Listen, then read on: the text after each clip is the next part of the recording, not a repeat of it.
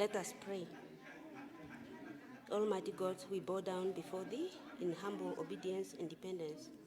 We pray Thee, grant us the grace to respect each other this day in all our consultations, that our deliberations today shall take place in the spirit of mutual trust, so that we, as leaders, shall lead our country on the path of peace and shall find solutions for issues and problems facing us.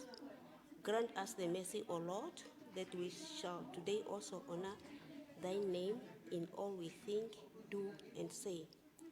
Almighty God, we pray Thee, bless our land and all its people. This all we pray in the name of Jesus Christ, our Lord. Amen. Let's affirm. I solemnly affirm that I will be faithful to the Republic of Namibia and its people, and I solemnly promise to uphold and defend the Constitution and the laws of the Republic of Namibia to the best of my ability. Please be seated.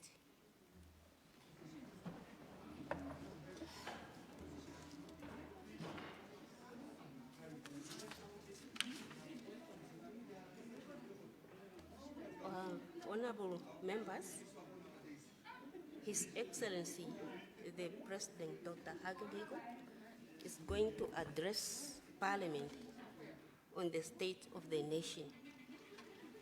Honorable members, allow me to go and invite the President, accompanied by the Speaker of the National Assembly and the Deputy Vice Chairperson of the National Council in the chamber. In the meantime, please remain standing until the President's procession has entered the chamber.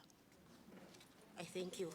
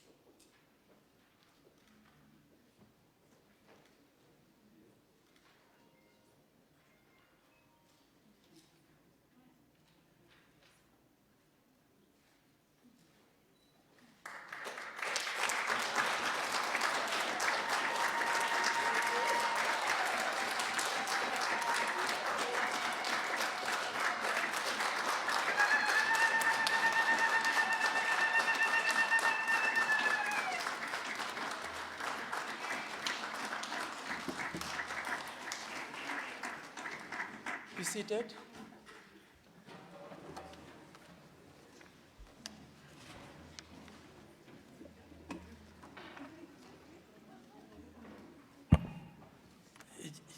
Just a brief moment for members of the media. Once you are done, please give us the chance to proceed.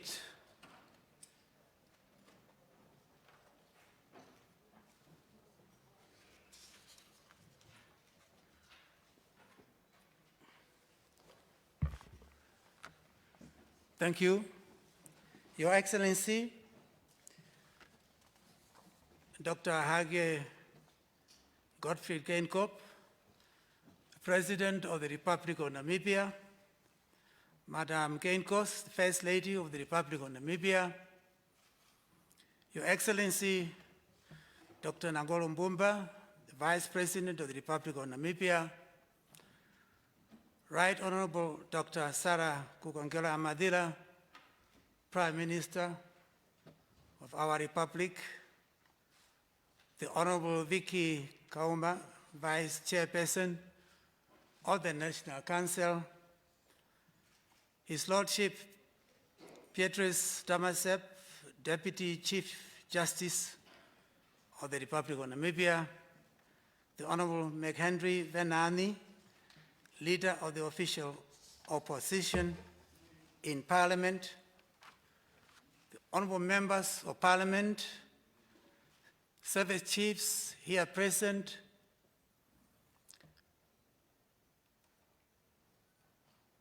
I suppose we normally refer to High Commissioners and Ambassadors accredited to the Republic of Namibia, distinguished invited guests, members of the media, ladies and gentlemen. On my own behalf and that of the Honorable Vicky Kauma, Vice Chairperson of the National Council, I extend a warm welcome to all of you here this afternoon at this joint sitting of Parliament. Firstly, let me apologize that unlike all previous times, we are not able to all sit under one roof, but rather at various venues for this important event. And I don't need to explain, this is due to circumstances beyond our control relating to COVID-19 pandemic. Whereas it may seem like an inconvenience, it is for our own safety that we practice social distancing alongside all other health safety measures at this point in time. In this regard, I wish to appreciate our long-time, reliable development partners, Conrad Adenauer Stiftung, Office in Namibia, for kindly facilitating us to procure services that have enabled us to host this virtual parliament. Challenging times will always call for innovative means to remain dynamic. Committee President, honorable members, distinguished invited guests, this past year has been a particularly challenging year to our nation. We suffered an almost 7-year prolonged drought that saw our landscape littered with skeletons of dying livestock and game. And just as the rain had started to transform the landscape with a much awaited greenery, thereby putting a smile on our faces. And I'm saying this since we have many honorable members here who are also farmers. As we are beginning to show some smiling faces, it ended we ended the coronavirus COVID-19 global pandemic. All this has been playing on an economy already suffering from the protracted global financial meltdown. When a nation is faced with such daunting challenges, it calls for national unity and solidarity so that we can collectively overcome. I therefore want to particularly thank everybody in our country for patiently tackling these multifaceted challenges with a humane sense of understanding, a fact that has been acknowledged by many partner institutions and governments in Africa and beyond. Your Excellency, honorable members, Article 32(2) of the Constitution of the Republic of Namibia requires that the President and Cabinet shall, each year during their consideration of the official budget, attend Parliament to present the State of the Nation Address, SONA. The fundamental purpose of SONA is for the President to account to the nation about the performance of the government in line with its policies and plans for national development.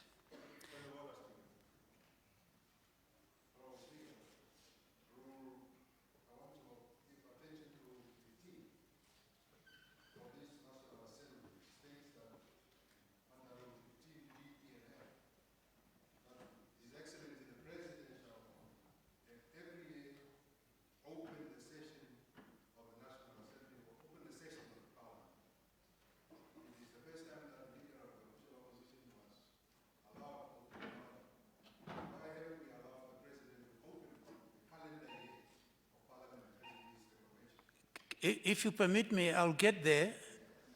I think you jump slightly early.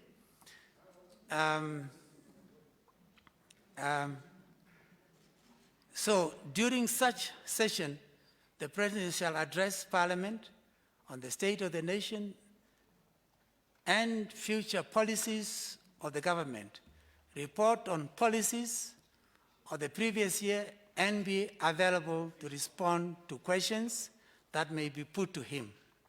At this point, I would like to acknowledge the positive cooperation shown by the whips of all parties represented in Parliament, as we have discussed ways to manage the budget under the constraints of COVID-19. We hope this spirit will continue as we deal with the final stages of the national budget. Your Excellency, let me take this opportunity to welcome you to Parliament, and in particular to the National Assembly Chamber of the Republic of Namibia. Honorable members of Parliament, it is my distinguished honor and privilege to invite His Excellency, the President of the Republic of Namibia.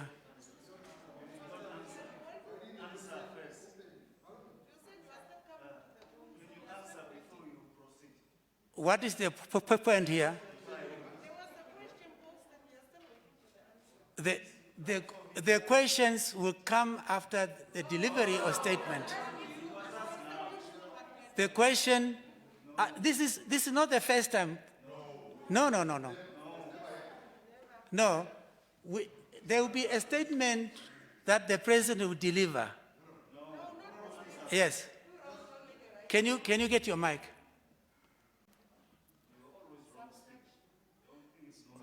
Honorable Speaker, it is a parliamentary convention.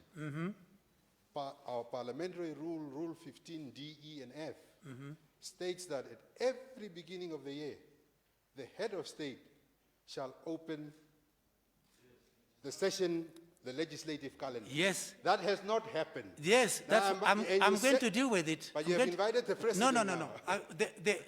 Because that will be dealt with along when the president speaks. Because we didn't have, there was no other opportunity. The president have come here for the first time. Yes, indeed. He will be able to combine that. No.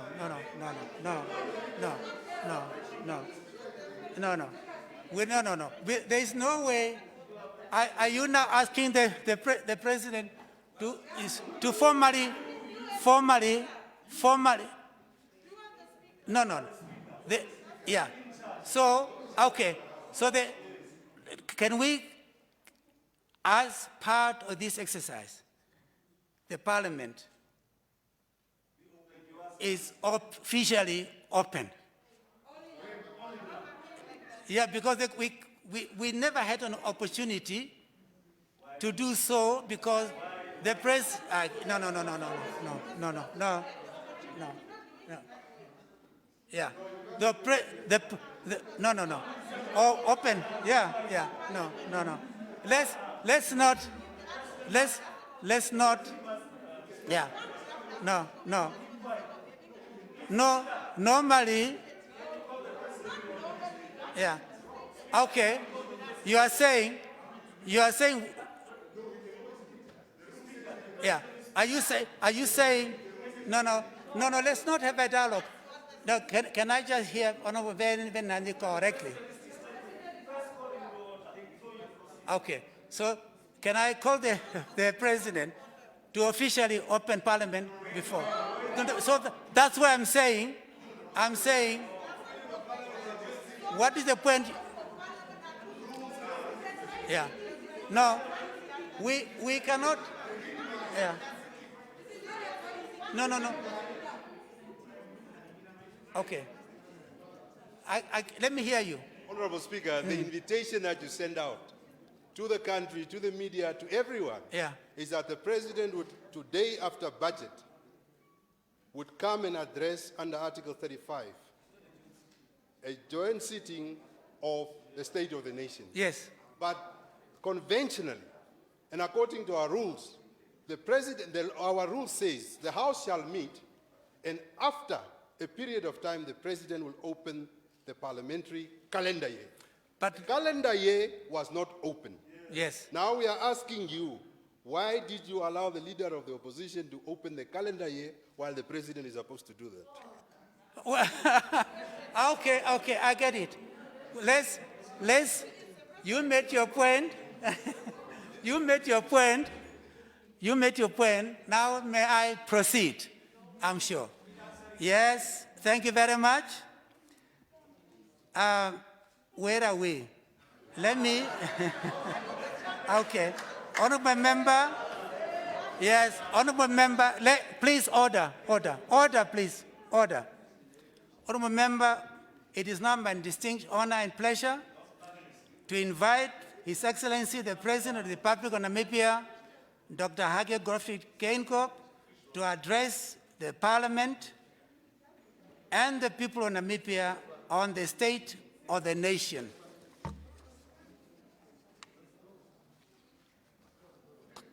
Your Excellency, you have the floor.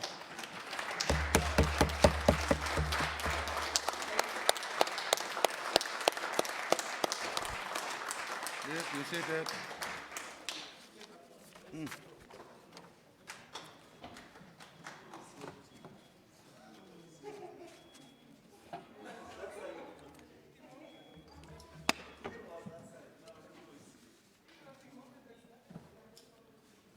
I have a problem. Can I take this? Since I have distance. No, I cannot tell. you It's can common sense, I have distance. There is a sufficient distance from everyone. Common sense. If you can remove it a bit, you can do so. Thank you. Thank you. Thank you very much.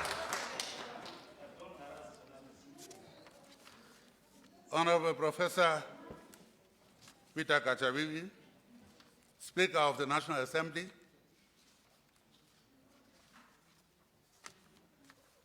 Honorable Victoria Kauma, Vice Chairperson of the National Council, Right Honorable Sarah Kuangela Amadila, Prime Minister and the leader of the government business in the Parliament, Comrade Sophia Shaningwa, Secretary General of the ruling party, Honorable Mackenzie Benani, leader of the official. So from now on, he is a leader. He will be the only one to speak on behalf of opposition. Honorable It's okay, members, order. honorable members of Parliament, special guest, Comrade Nangolo Bumba, Vice President of the Republic of Namibia, Your Lordship, Deputy Chief Justice, Petrus Damasep, Madam Monica Geingob, the First Lady of the Republic of Namibia, members of the media, fellow Namibians. During my inauguration on March 21, I took an oath before God and before you to strive to the best of my ability to uphold, protect, and defend the Constitution and to obey, execute, and administer the laws of the Republic of Namibia. I took an oath to protect the independence, territorial integrity, and the material and spiritual resources of the Republic of Namibia. I swore that I would endeavor to the best of my ability to work towards justice for all the inhabitants of Namibia. Therefore, I stand before you today in fulfillment of my constitutional mandate to deliver the first State of the Nation address of my second and the last term as President of the Republic of Namibia.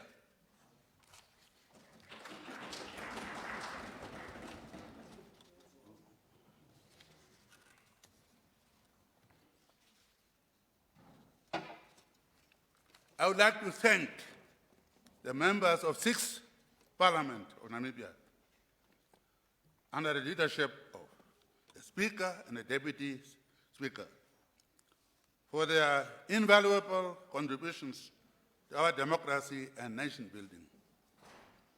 I congratulate the re-elected Speaker, his deputy, the leader of the official opposition, and all leaders, especially the newcomers to this 7th Parliament, as the outcome of our peaceful and democratic presidential and National Assembly elections of November 2019. I didn't see anybody killed. Honorable Speaker, members of Parliament, while the past 5 years have been challenging as a result of the global economic downturn and protracted drought, the past 4 months have been particularly daunting. All of humanity has been affected by COVID-19, and there is no doubt that survival will require a collective effort. Our lives have been disrupted, and our financial security placed in jeopardy. We have uncertainty and anxiety looming large. Fellow Namibians, I share in your anxieties. I understand your distress as breadwinners of our households. Many of you may have lost or have already lost your income. I sympathize with you. I understand the pain of our small and large business owners and entrepreneurs whose businesses have closed down, face the risk of closure due to economic pressure, the others. I share the concerns of our learners, students and youth, whose academic year has been upended by this crisis. I also understand the frustration of graduates who face fewer economic opportunities under the prevailing circumstances. I share the plight of the poor and the vulnerable who face sleepless nights because of homelessness and hunger.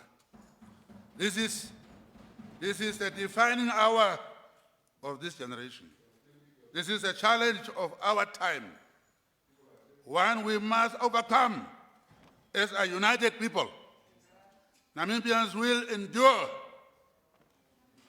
if we stand firm in unity of purpose, if we take collective action to build a better society, if we all ascribe to the admirable principles of humanity that galvanize our struggle of independence.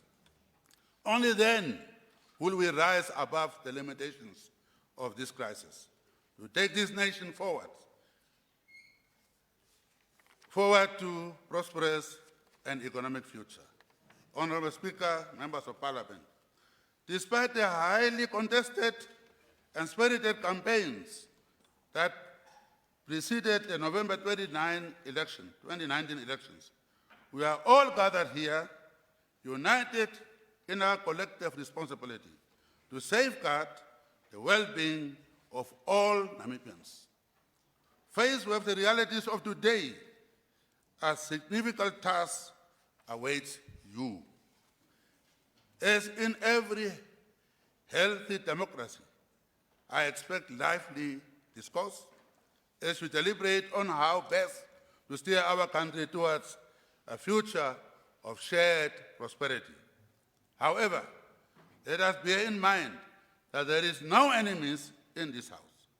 The enemies we face are those that pose a danger to all Namibians, namely unemployment, low economic growth, infectious diseases, inadequate shelter, corruption, crime, gender-based violence, and other scourges that threaten the socio-economic fabric of our society.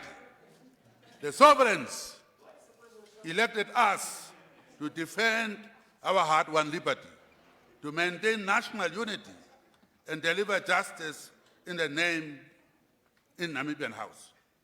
In this regard, we must collectively commit to the fulfilling this obligation through regular attendance of sessions, robust parliamentary debate, and active committee sessions.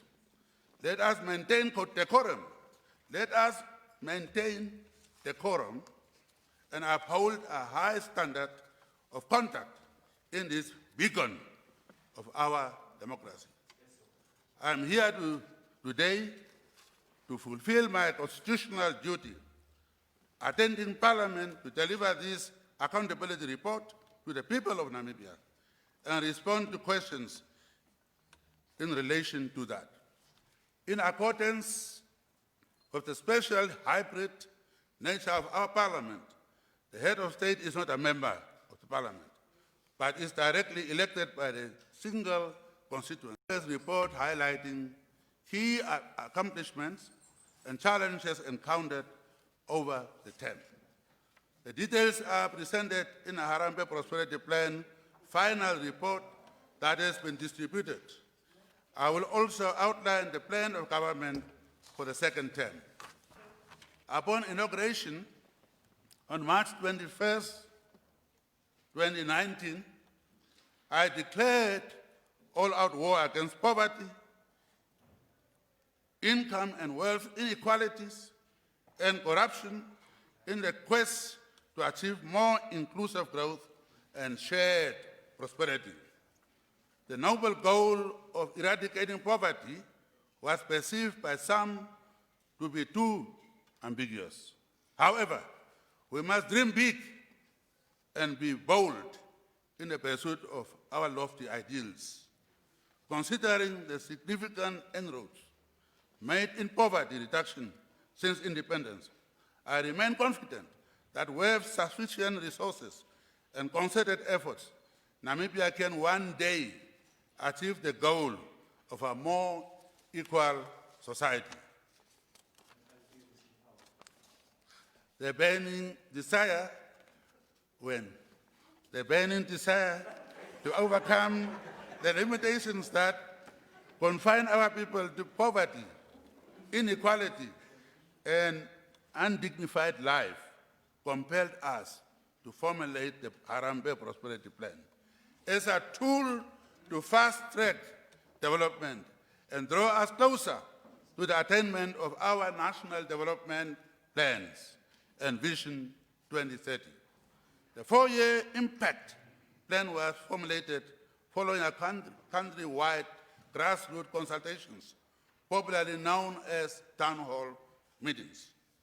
This bottom-up approach to planning informed our development priorities. Fellow Namibians, at the end of the first term, the Harambee Prosperity Plan recorded an average 70% overall execution rate on set goals and outcomes. This has been calculated against the implementation outcomes of activities per pillar. Despite a number of independent intervening variables that adversely affected our ability to obtain the set target of 80% execution rate, we achieved this relatively high rate by focusing on key deliverables with lesser financial implications. Effective governance. The first pillar of the HPP requires the least financial resourcing, and it is more heavily dependent on cultivation of an efficient and effective performance culture in a public service. We have made a good start implementing our national anti-corruption strategy. Listen, you will hear. All forms of corruption are destructive and regrettably continue to taint our country. All forms of corruption are destructive and regrettably continue to taint our country.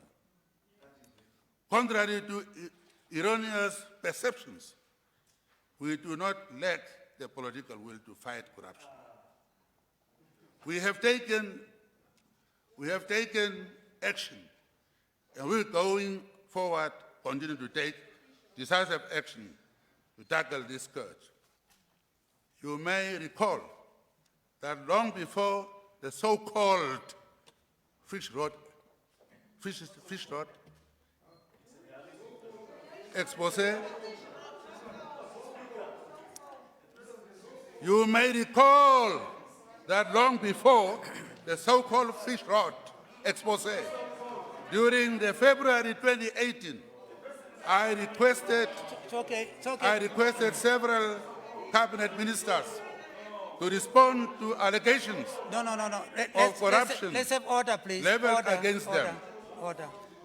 Their responses were subsequently forwarded to the Anti-Corruption Commission for investigation, consisting with my conviction to strengthening processes, systems, and institutions. Today, 2 senior former ministers are in jail for 7 months with no interference from the executive. This Order, please. Order. my firm belief in the principle of separation of powers and allowing the law to take its course. I often state that truth doesn't change. Concrete actions have been taken over the term to confront cases of perceived and alleged corruption. These include the decision to cancel awarding of the Hosea Kutako International Airport upgrading tender, which was inflated from someone new, baby, can you listen? Inflated please, because of corruption. Inflated from 3 billion to 7 billion. We stopped it and we lost the first round in the court. We went ahead We are determined to address corruption. We went ahead to the High Court, and there the court ruled, and therefore, listen, we saved 4 billion that could have gone to corruption. 4 billion. That's action. That's action. No. We launched investigation. Order. No. We need order. We cannot continue. No. We cannot continue with it. Why don't you wait and ask questions? There is a question time. We need order. Please sit down, please. Sit down. Please, sit down, please. Sit down, please. We launched, why don't you listen, please? Please. What is that? No, we need order. If you don't want to listen, then I think you should allow those who like to listen to listen. Respectful. No. Honestly, we cannot continue with the disruption. No. We cannot. No. I'm saying we cannot continue with people jumping up and down. That is totally out of order. I don't come for insults. I'm not going to continue. I cannot continue. No. Yes. Please continue. Please continue. I'm here to be insulted. Please. I come to address the parliament. This is we No, cannot allow. No.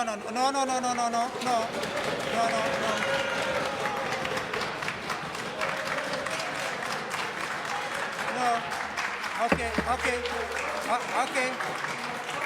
Honorable members, order. We need order.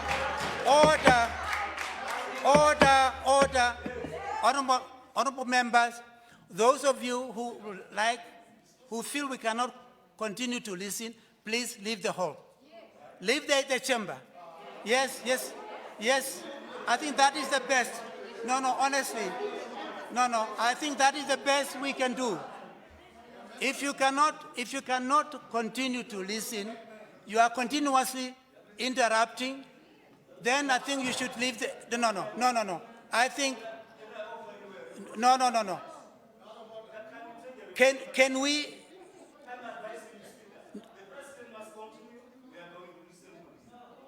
No. But we don't want further.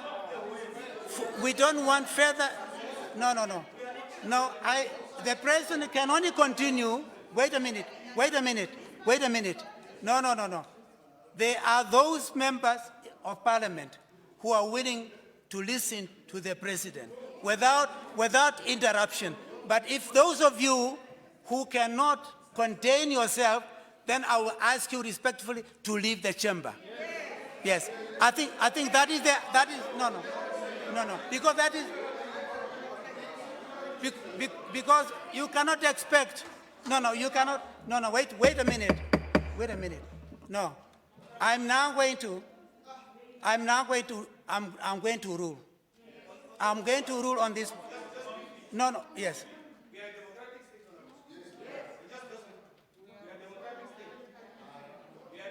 No, wait for the light.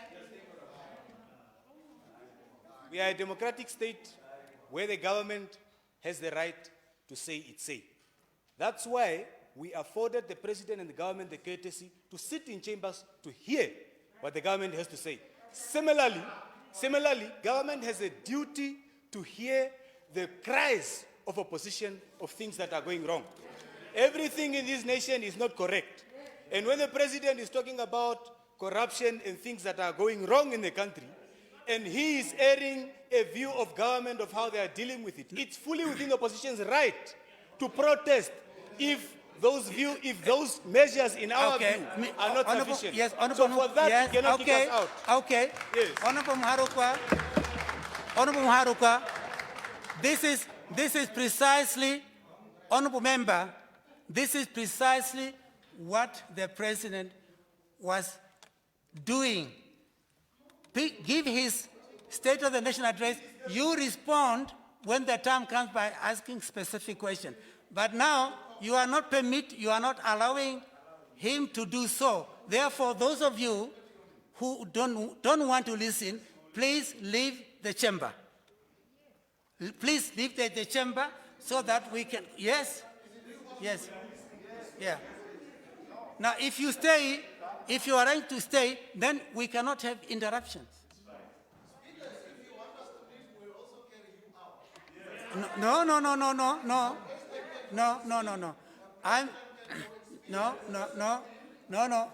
You don't have the floor. No, no, no, no, no, no, no. Let's have order. Let's have order. No, let's have order. Yeah, let's have order. The point I'm making is this. I don't want to entertain further disruptions. Yeah, but because then jumping. No, no, no, no, no, no, no, no, no, no, no, no. We cannot have. No, no, no, no, no, no, no, no, no, no. The rules are clear. I'm using the same rules. I'm using the same rules. The rules are very clear. Very, very clear. Yeah. Rule number 110, 118B, all these rules are basically saying the president is the guest to present a constitutional report, and we should give him the courtesy and respect to hear him out. That's what we are going to do. Can we continue without any interruption?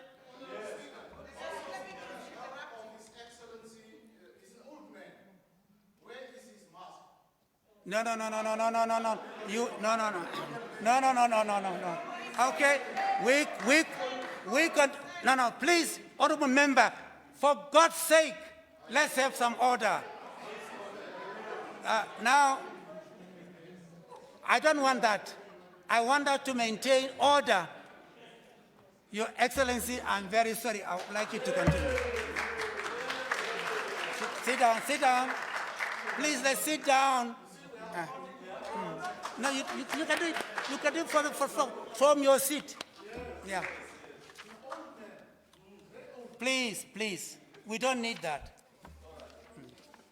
I look younger than many young people. Far, far.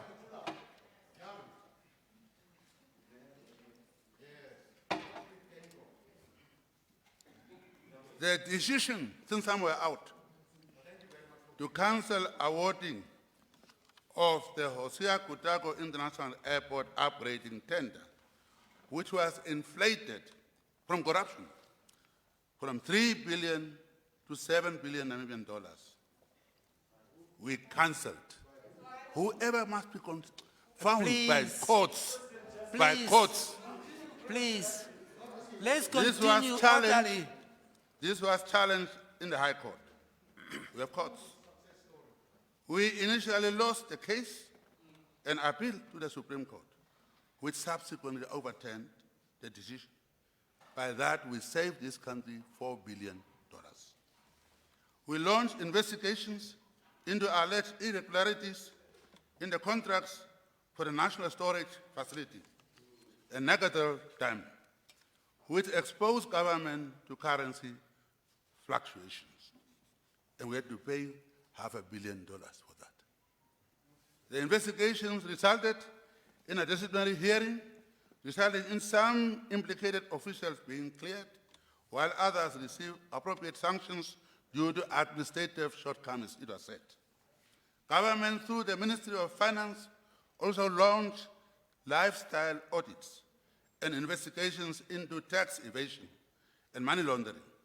Charges brought against these individuals ended up in the courts. It's in the courts now. Ongoing cases of alleged corruption are such as the SME Bank, Offshore Development Company, and the Developmental Capital Portfolio of DIBF and Cora Music Awards are all at the courts. We will only prevail in the war against corruption when transparency is nurtured within the governance systems. Each and every Namibian has a role to play in uprooting corruption. I caution that we should protect the dignity of fellow citizens by guarding against accusations of corruption in the absence of evidence. In the fight against corruption, the due process of law should prevail.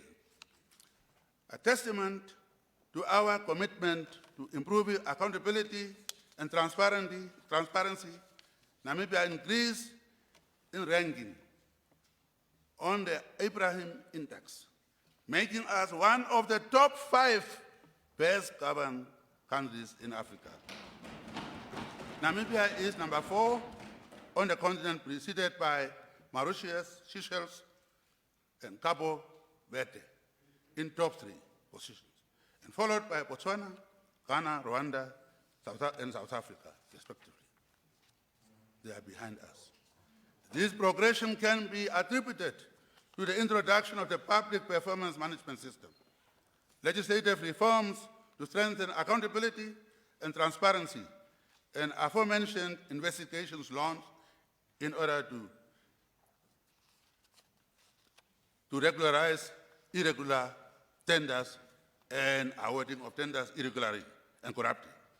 The Whistleblower and Witness Protection Act will be operationalized during this term as additional measures to strengthen the fight against corruption.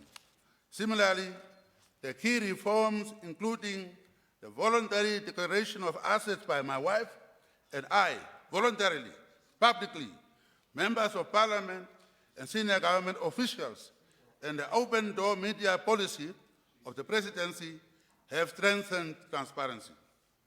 The Reporters Without Borders World Press Freedom Index of 2020 ranked Namibia number 1 in Africa and number 23rd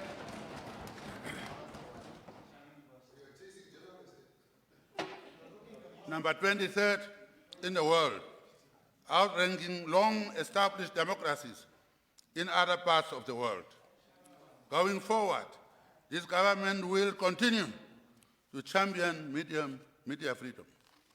However, as we undertake much-needed introspection as government, we also expect that the media reflect on its role in a society.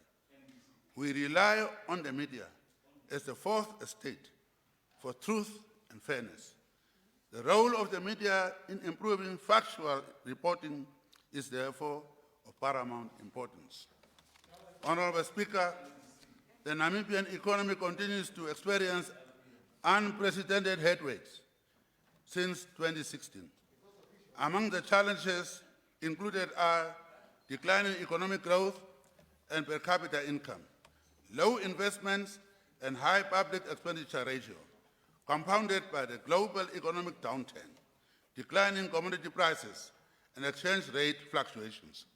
The 5-year drought that ravaged our agricultural sector exposed thousands of Namibian households to food insecurity, necessitating the reallocation of funding to drought relief programs, in line with our commitment that no Namibian should die due to hunger.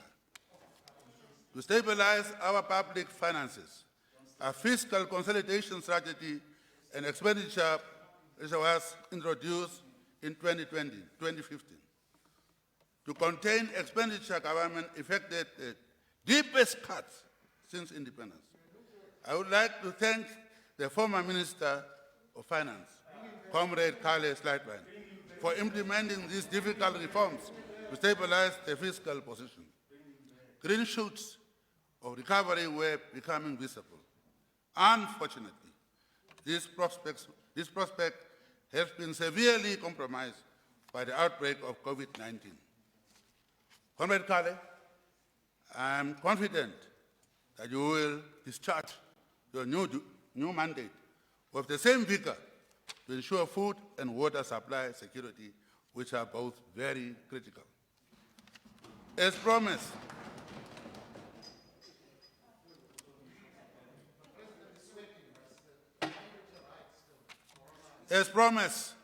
in my 2019 SONA, I announced in March this year a reduced government structures from 25 ministries down to 19 ministries.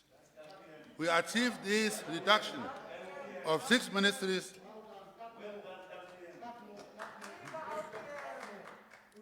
by merging some of the existing ones to align government functions for efficient and effective service delivery.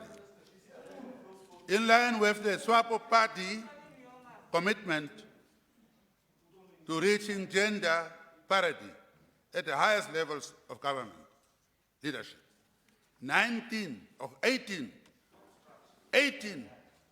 of the 29 newly appointed ministers and deputy ministers are women. This represents 62% female representation in the executive. We recognize that our fight against inequality would not be complete without the empowerment of women. I am confident this House is working towards similar milestones. In light of ongoing government measures to reduce public expenditure, reforms were undertaken to eliminate wastage with respect to the conditions of service and benefits of public office bearers. As a result, there will be no new vehicle fleet of government for the term, and no new off-road vehicles will be purchased for members of executive and public of. This will translate into, by the way, you know, I'm older than your mother. Now I'm older. Yeah. This will translate into a savings of approximately 200 million Namibian dollars. Please. So you please must hold me order, properly also. Please, Address me please properly. Order. Address me properly. Please. Oh, okay, order. Please. Okay, You order, are calling please. me names here? Yeah. No, please. Let's have some order, please. To deal with. Yeah, please. Furthermore, Sit down. we have abolished the positions of special advisors to governors. At this juncture, I would like to thank the new Minister of Finance, Comrade Ipumbu Simubu Shimi, for tabling under the circumstances a reasonable budget. Given his detailed budget speech, I will not repeat the financial aspects in this SONA. Honorable Speaker, members of Parliament, on Tuesday this week, I held a telephonic conversation with the Prime Minister of Canada, the Right Honorable Justin Trudeau, during which I raised, among other things, the difficult situation that so-called upper middle-income countries like Namibia find themselves in. We have maintained that while the concept of upper middle-income countries is valid, the application, which takes a GDP, take a small population, dividing that one in, and get a high per capita income is not good. He listened to me. He, of course, said that also applies to many of his friends in Caribbean countries. This upper middle income classification continues to disadvantage Namibia's ability to access soft loans, while countries regarded as less developed are eligible to receive grant funding. I am of the view that measures such as UNDP Human Development Index provides a more accurate assessment of development per capita.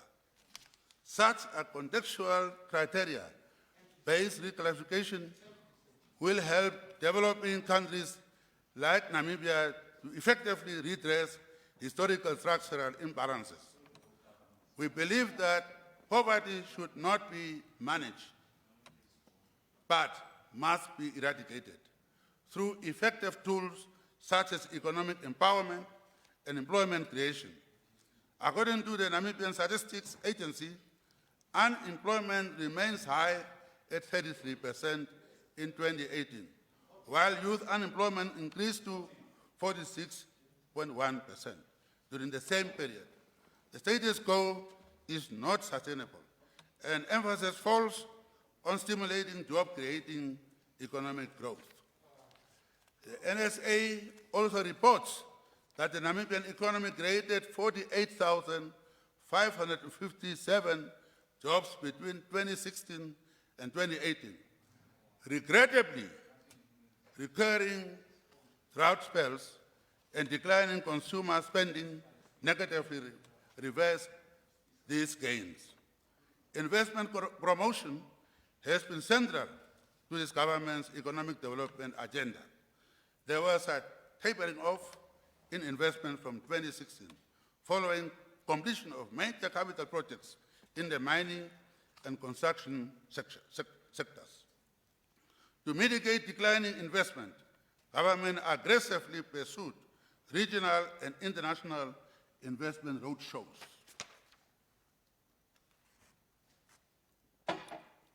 The 2016 International Investment Namibia Conference secured 34 investment projects of a total value of 2.6 billion Namibian dollars.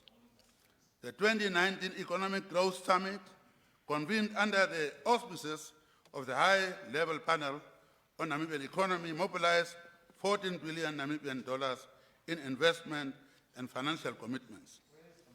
It takes time, by the way. Investment takes time, oh my God. I'm telling you. Delays in decision-making continue to undermine our ability to concretize investment deals and secure development.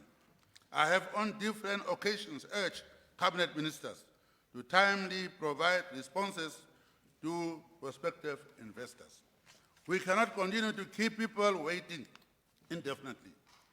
Whether yes or no, we must provide responses. Investors have other places to go to. And if you don't have time for them, just sitting without saying yes or no, they will go somewhere else. So I have urged the cabinet already that ministers must answer. Give answers by saying yes or no, so that people can know where they stand. I am mindful that we have increasing perceptions of corruption. Ministers and officials may be apprehensive to take decisions. However, the new cabinet is enjoined to timelessly provide responses, and they are doing that already. SME development recorded satisfactory improvement over the term. Following the closure of SME Bank, government through the Development Bank of Namibia established SME centers in 3 regions to respond to SME funding needs. The Development Bank of Namibia approved a total of 425 million Namibian dollars for SME projects between 2017 and 2020, benefiting 318 SMEs.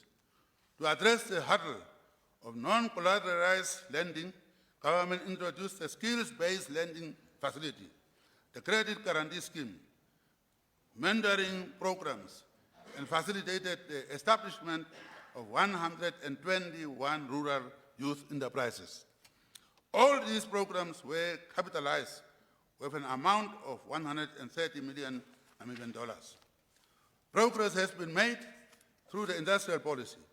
Our economic transformation agenda remains urgent and can be realized through structural reforms that support inclusion of the previously disadvantaged majority and diversification of economic activities through industrialization and manufacturing.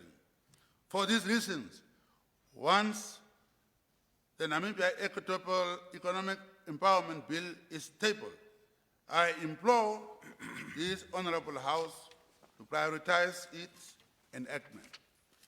Government received this week a report from the Economic Policy Research Association on the latest version of NEEB. A cursory review suggests that the authors are interested only in protecting the interests of the well-established businesses and a select few, typically what is referred to as a placing profit before people. It is regrettable that some Namibians are not willing to hold hands to preserve the future of our country.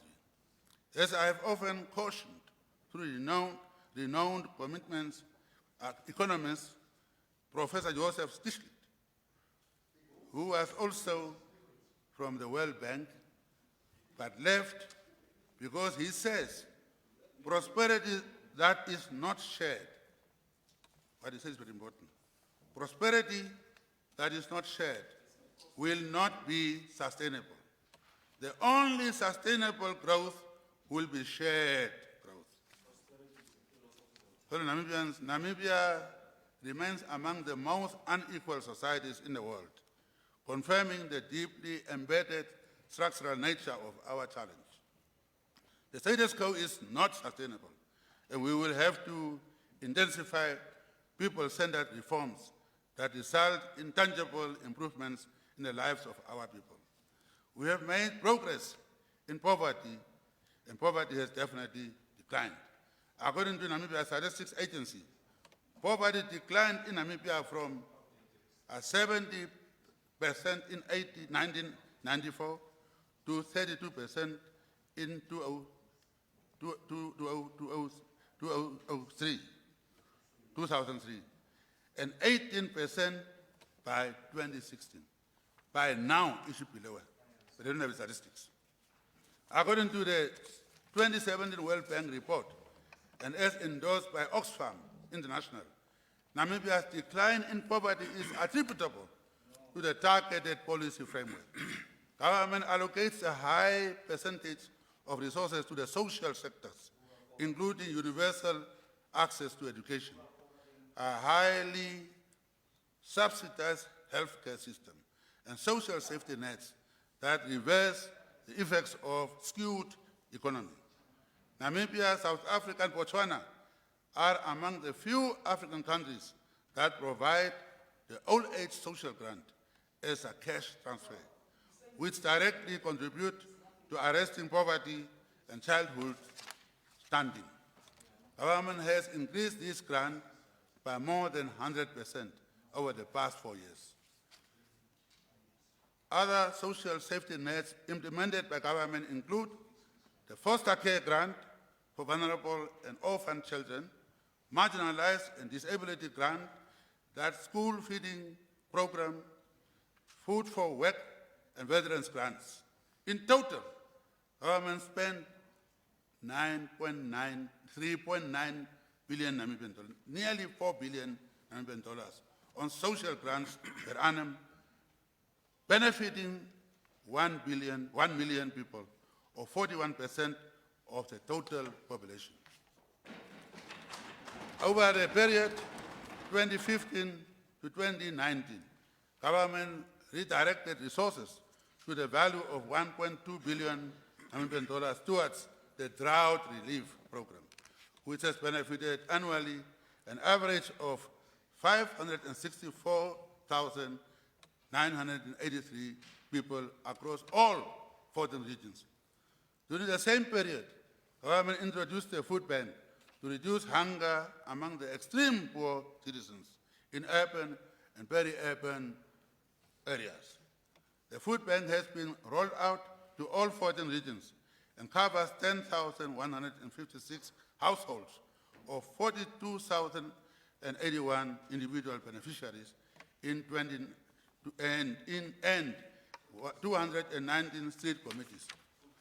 Due to ongoing refinements to the eligibility criteria of beneficiaries, the figure has decreased, and the program is now serving truly needed members of our society. Despite the inroads we have made, there are limits to what fiscal policy alone can achieve in eradicating poverty and inequality in Namibia. The impacts of COVID-19 pandemic have the potential to reverse some of the gains made in our war against poverty. Looking ahead, government will work actively to consolidate social safety nets by automating processes to remove duplications and reduce transaction costs. We will also investigate the feasibility of gradually phasing out the food bank to introduce a modified basic income grant. We have made tangible gains in number of enrollment and vocational education and training centers from 16,000 in 2015 to 35,000 students intakes in 2020, exceeding the HPP target of 25,000 new enrollment. Additional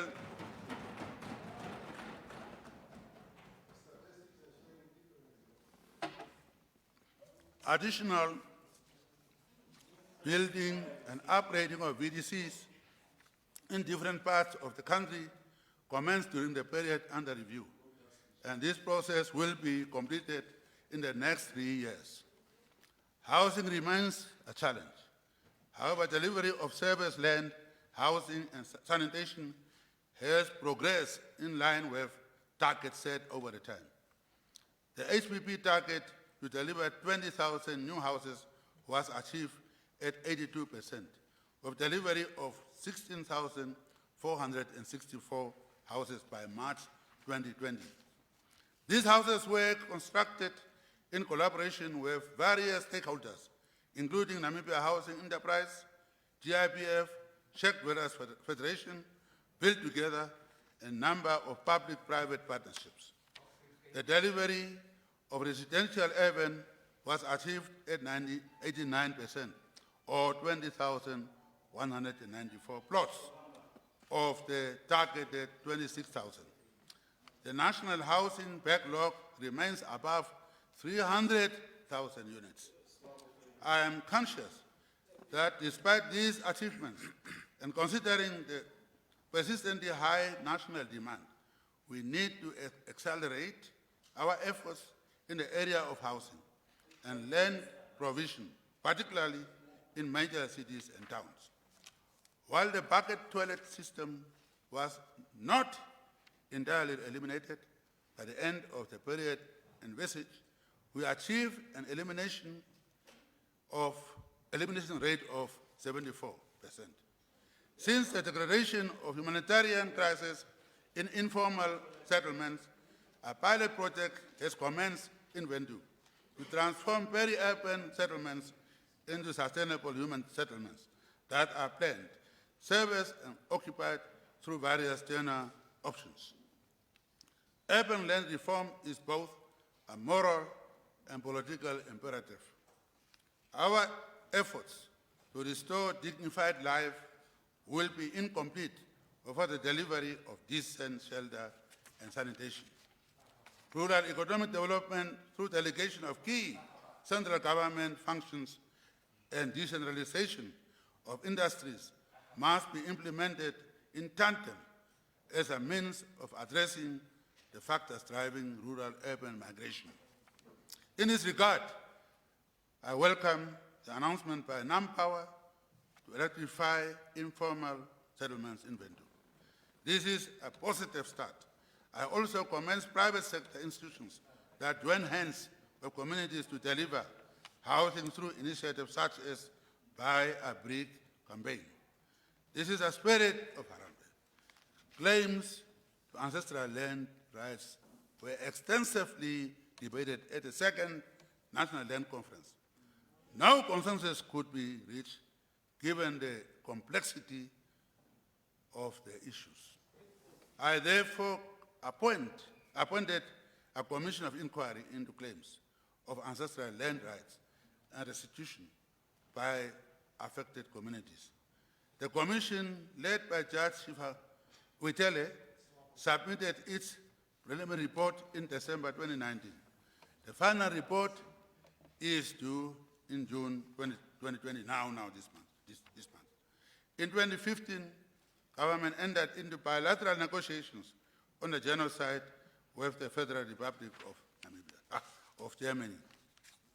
A special envoy, Ambassador Kavirwe, under supervision of a special cabinet political committee chaired by the Vice President, was appointed. Good progress has been made. The Federal Republic of Germany has agreed, after a long while, that the events of 1904-1908 can be termed genocide. That's after a long, long fight. And they are ready to render an apology at the highest level of German government. What remains outstanding is the final agreement on the content and level of reconciliation and reconstruction program. I always emphasize that you do not make peace with friends. You forgive and make peace with an enemy, even if you cannot forget what they did to you. Namibia is on the verge of achieving total HIV/AIDS epidemic control. In line with the Triple 90 goals, our HIV response stands at 94, 96, 95. This means 94% of people who are HIV positive know their status. 96% are ARV treatment, are on ARV treatment, and 95% virally suppressed.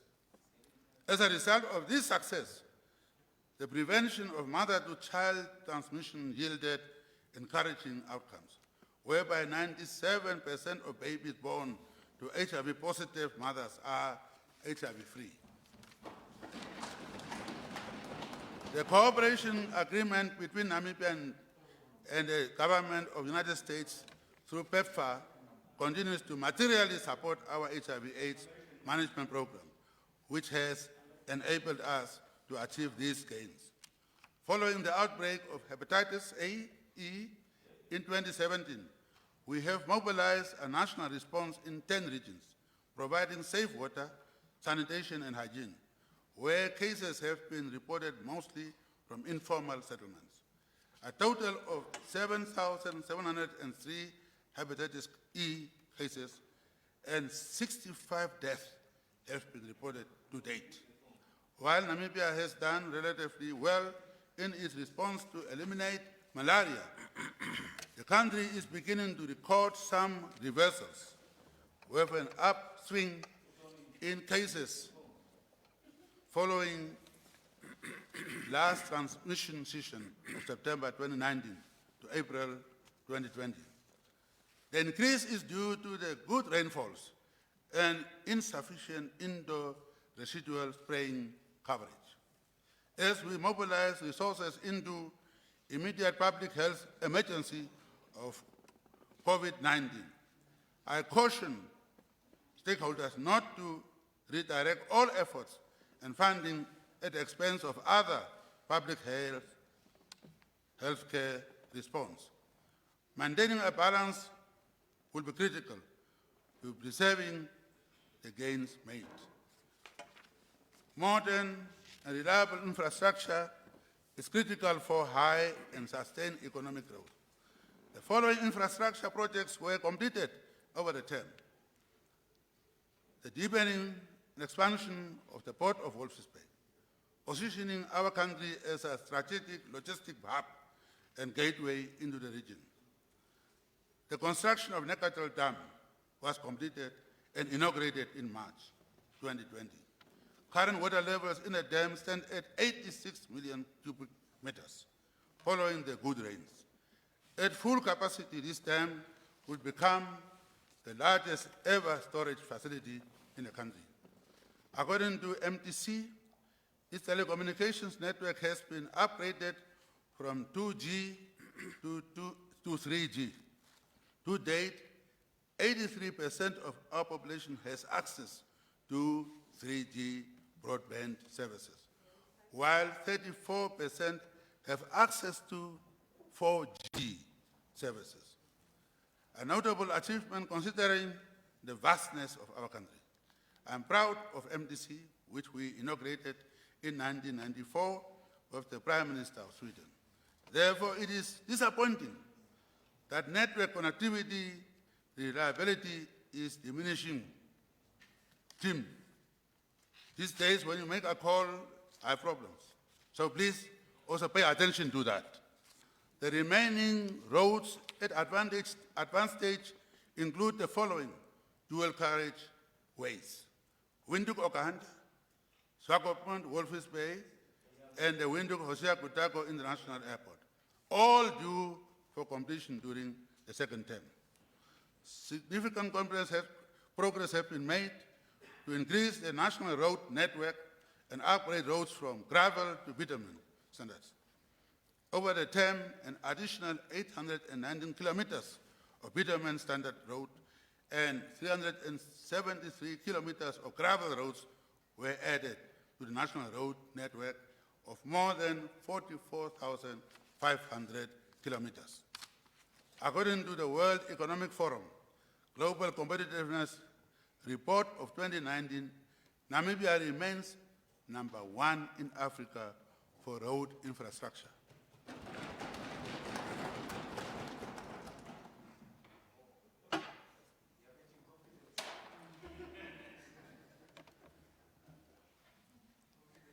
Securing electricity and water supply, both industry and household consumption, was a material concern at the onset of the first term. As a result of policy reforms in the energy sector, articulated in the National Integrated Resource Plan, National Energy Policy, and National Independent Power Producers Policy, the country experienced zero load shedding over the term. We increased the electricity generation capacity from 400 megawatts to 624 megawatts. Additional demand increased to 730 megawatts, and imports of 390 megawatts are drawn annually through the Southern African Power Pool to bridge the deficit. Water supply security came under pressure due to the prolonged drought. Government took decisive action to constitute a cabinet committee on water supply security that worked to guarantee water supply for the central and coastal regions, even in a no-rain scenario. I express my appreciation to the members of this committee, chaired by Mr. Petro Maritz and the former ministers, comrades Mudorwa and Marusep, who ensured taps did not run dry during this critical time. Government intensified drilling of boreholes and upgrading water infrastructure across the country to enhance access to potable water for rural communities that will face with water shortages as a result of the drought. Currently, 94% of the population has access to potable water. Mr. Speaker, fellow Namibians, crossing over to international relations, the world is undergoing major transformations, and our foreign policy must be adequately geared to dealing with these new challenges. The multilateral order is the best guarantor for world peace. The Namibian government remains committed to strengthening the multilateral system through support for international accords and problem solving. During the period under review, we endeavored to strengthen mutually beneficial relations with friendly nations at regional, continental, and international level through state visits, working visits, joint commissions of cooperation, political and diplomatic consultations. Engagements with dignitaries from Africa and the world demonstrate our commitment to bilateral cooperation to advance global peace and our domestic economic interests. The year 2019 witnessed Namibia hand over the SADC chairpersonship to Tanzania at 39th SADC Summit held in Dar es Salaam on August 17, 2019. During Namibia's tenure, we continue to witness significant progress in the entrenchment of democratic values and constitutionality in our region. The Kingdom of Eswatini, Democratic Republic of Congo, the Republic of Madagascar, the Union of Comoros, the Republic of Malawi, and the Republic of South Africa held successful elections during Namibia's chairmanship. For the first time since their independence, we witnessed a peaceful transfer of power in DRC, marking what we all hope will be a new era of prosperity, peace, and political stability in that region. The presidential election in Malawi was challenged in the court, after which results were annulled. The date of June 23, 2020 has been set for fresh elections, proving once more that SADC is committed towards the establishment of robust processes systems and institutions. We also witnessed the signing of the peace accord in the Republic of Mozambique, a further demonstration of SADC's commitment to peace, unity, and stability as precursors for regional integration and development. There were challenges as the region faced several weather-related phenomena. We witnessed intensive flooding in Comoros, Mozambique, Tanzania, Madagascar, Malawi, Zimbabwe, and heavy rains in KwaZulu-Natal, South Africa. Under Namibia's leadership, SADC member states reacted swiftly, displaying a regional solidarity to provide humanitarian assistance to affected countries. The world is currently facing a triple crisis: that of the health crisis, a climate change-induced drought crisis, and a consequential economic crisis. Fittingly, the United Nations has termed COVID-19 as the worst crisis humanity has faced since World War II. As more nations seek to secure domestic security through inward-looking actions, international cooperation should be re-emphasized as our best option to mitigate transactional threats. We should work through existing bodies such as SACU, SADC, and AU, and the UN to form regional, continental, and international coalitions that support the recovery of our countries in the aftermath of this crisis. Now more than ever, there is need for African countries to harmonize measures that strengthen our economies and create jobs. These efforts will require unity, commitment, and sacrifice.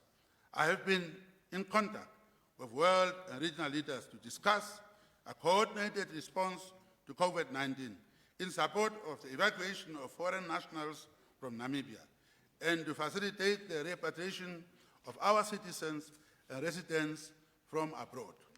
I express Namibia's sincere appreciation to all nations that have supported us in this end.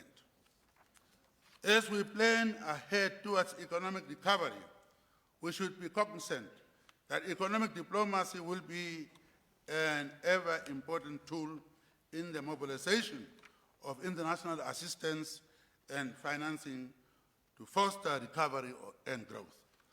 That brings me to the end of the first term of office report. As indicated earlier, the full report is available on your tables, I think, for your perusal. Mr. Speaker,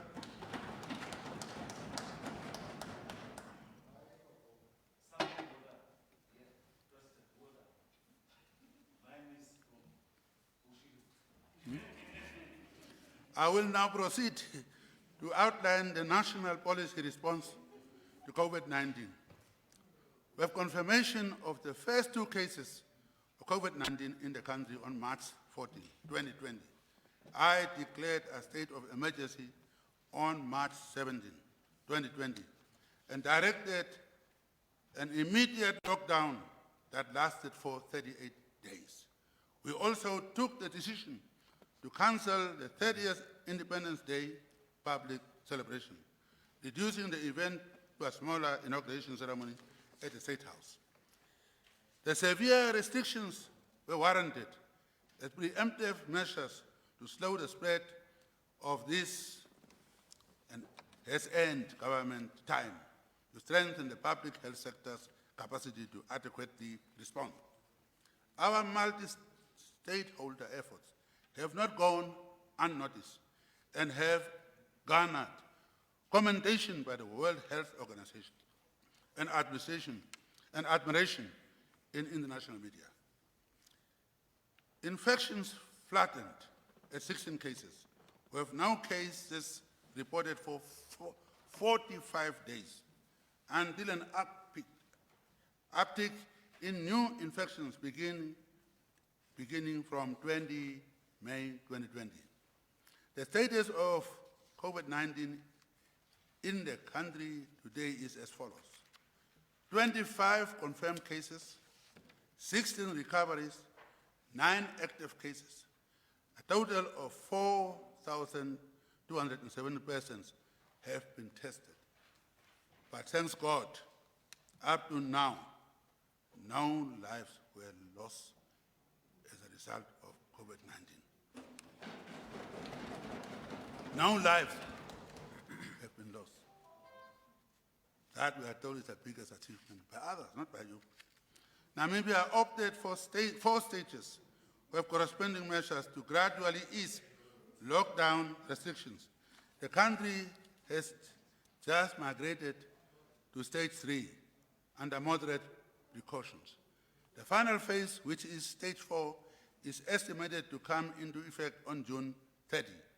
This will introduce a new normal that could last to the end of the state of emergency or beyond.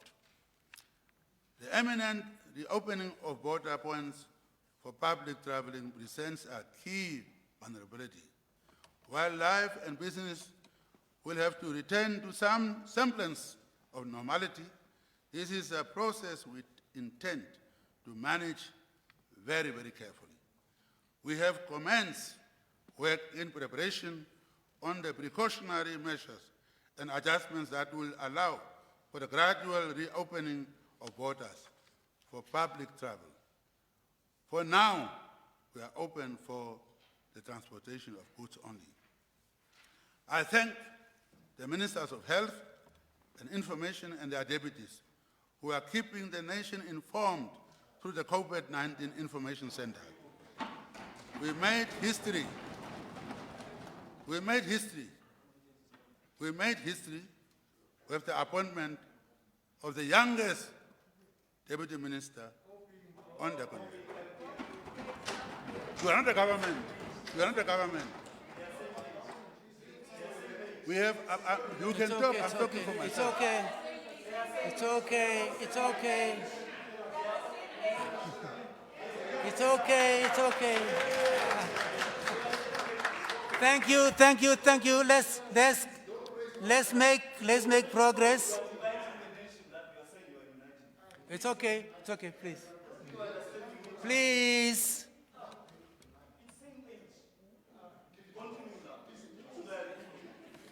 Let's keep order. Let me repeat my point.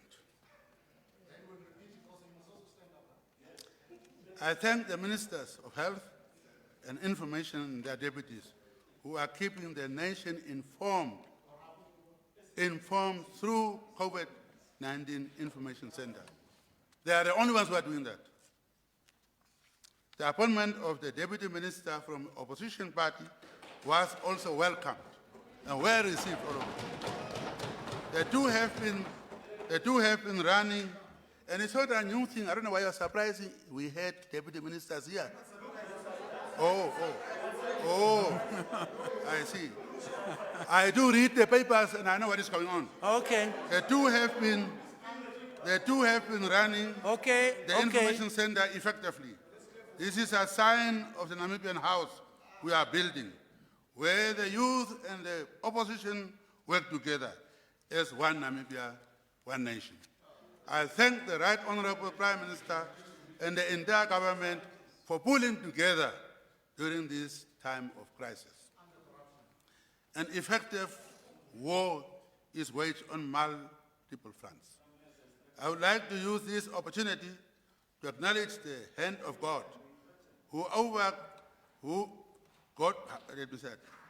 I would like to use this opportunity to acknowledge the hand of God over our country and to thank all Namibians and spiritual leaders who answered the call at the onset of the outbreak to pray for the preservation of our nation.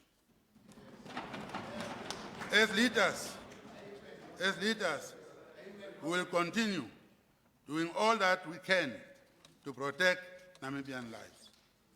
Notwithstanding our successes to date, we must remain vigilant and maintain acceptable social behavior. Our people residing in informal settlements are hard-pressed to abide by the regulations and are less able to insulate themselves against the economic effects of the lockdown measures. Despite these challenges, every Namibian has a personal responsibility to complement government efforts by adhering to the regulations. If social and physical distancing protocols are relaxed too soon, we risk secondary waves of infection.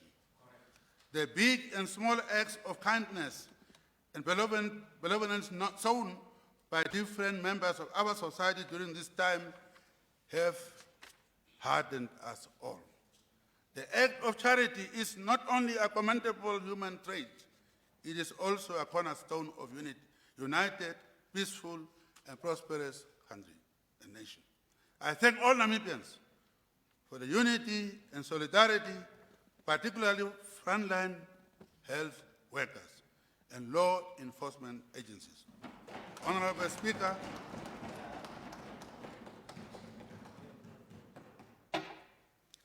Speaker, despite its effectiveness, the extreme social distancing measures of lockdown comes at a great cost to the economy. Under the initial stage 1 lockdown, domestic production was halved and jobs have been affected. While the virus may be deadly, we note that poverty also kills. The social evils of crime, substance abuse, gender-based violence, poor mental health, depression, and suicide are aggravated by poor standards of living and sense of despair. This understanding has informed government's response, which weighed the risk against benefits and drew a balance between protecting the lives and livelihoods of Namibians. These have not been easy decisions to take. However, I am convinced the cost of not acting would have been far greater. As a short-term measure to mitigate the negative socio-economic impacts, government formulated an economic relief and stimulus package amounting to 8.1 billion Namibian dollars. This has provided relief to formal and informal businesses in some of the worst affected sectors, such as tourism and hospitality, fishing, construction, SMEs, and the informal sector.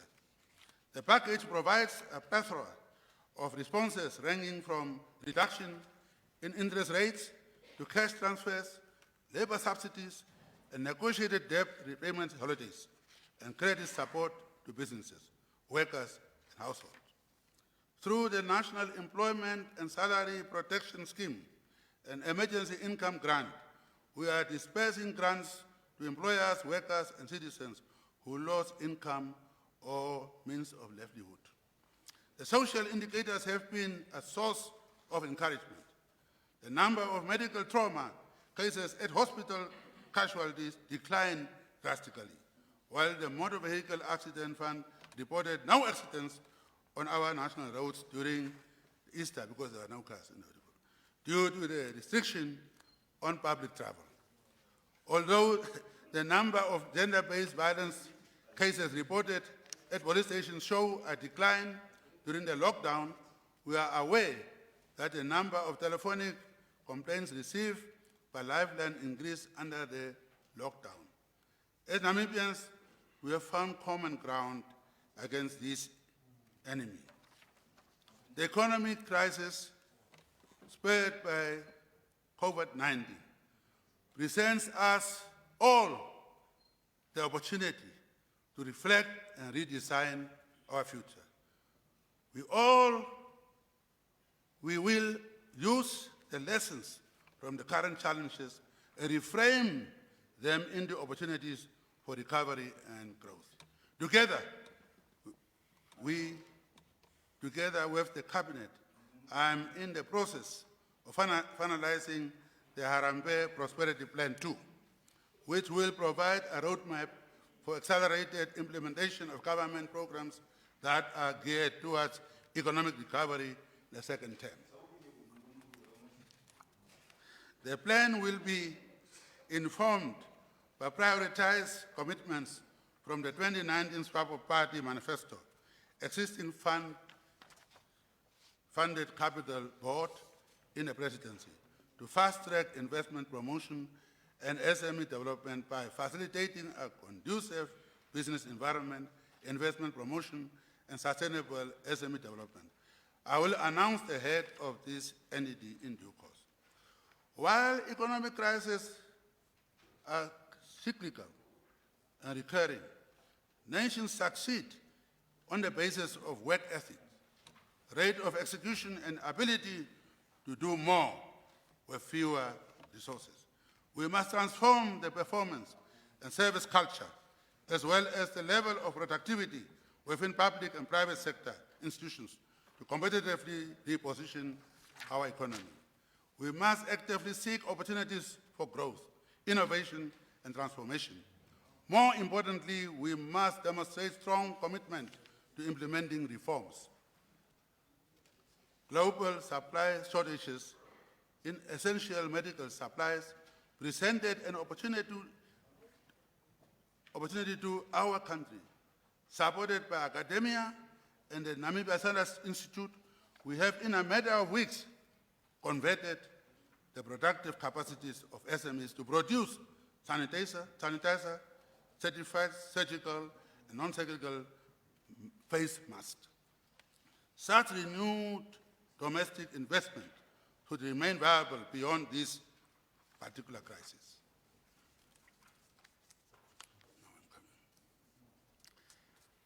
In this time of crisis, true character is revealed. We are at a crossroads in our history, and in this year of introspection, at this hour of need, we are faced with the most burning question of our time. 30 years after our independence, how do we shape the future of our nation? Our collective decisions and actions over the following months will not only determine whether we emerge stronger from this unprecedented storm, but will define the Namibian journey. A journey conceived in the minds of colonized people, from whom selfless patriots emerge, and in face of unrelenting aggression, chose to fight for the ultimate gift of life, health, peace, dignity, and freedom. I am convinced that the Namibian spirit, unrelenting in the face of adversity, unflinching in the eye of a storm, will once again prevail as we unite to overcome the challenges ahead of us. We cannot retreat in this battle. We cannot disown this fight. Neither can we reject the spirit of unity that has prevailed amongst the sons and daughters of this country. This is a spirit that defines our national identity. It augments the character of our people. It crystallizes the narrative of Namibian House. I am certain that if we work in unison, putting best of our minds to work, we, like those who fought for freedom of this nation, will be able to deliver our people in the second phase of struggle for economic emancipation.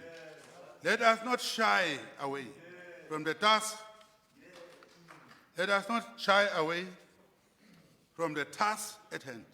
Let us seize the opportunity to cement this nation's legacy as a people who overcame diversity, a people who persevered in the face of difficulty, and a people whose fortitude and patriotism delivered freedom, unity, peace, and shared prosperity.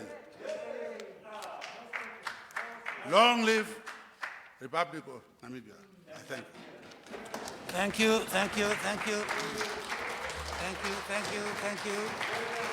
Thank you, thank you.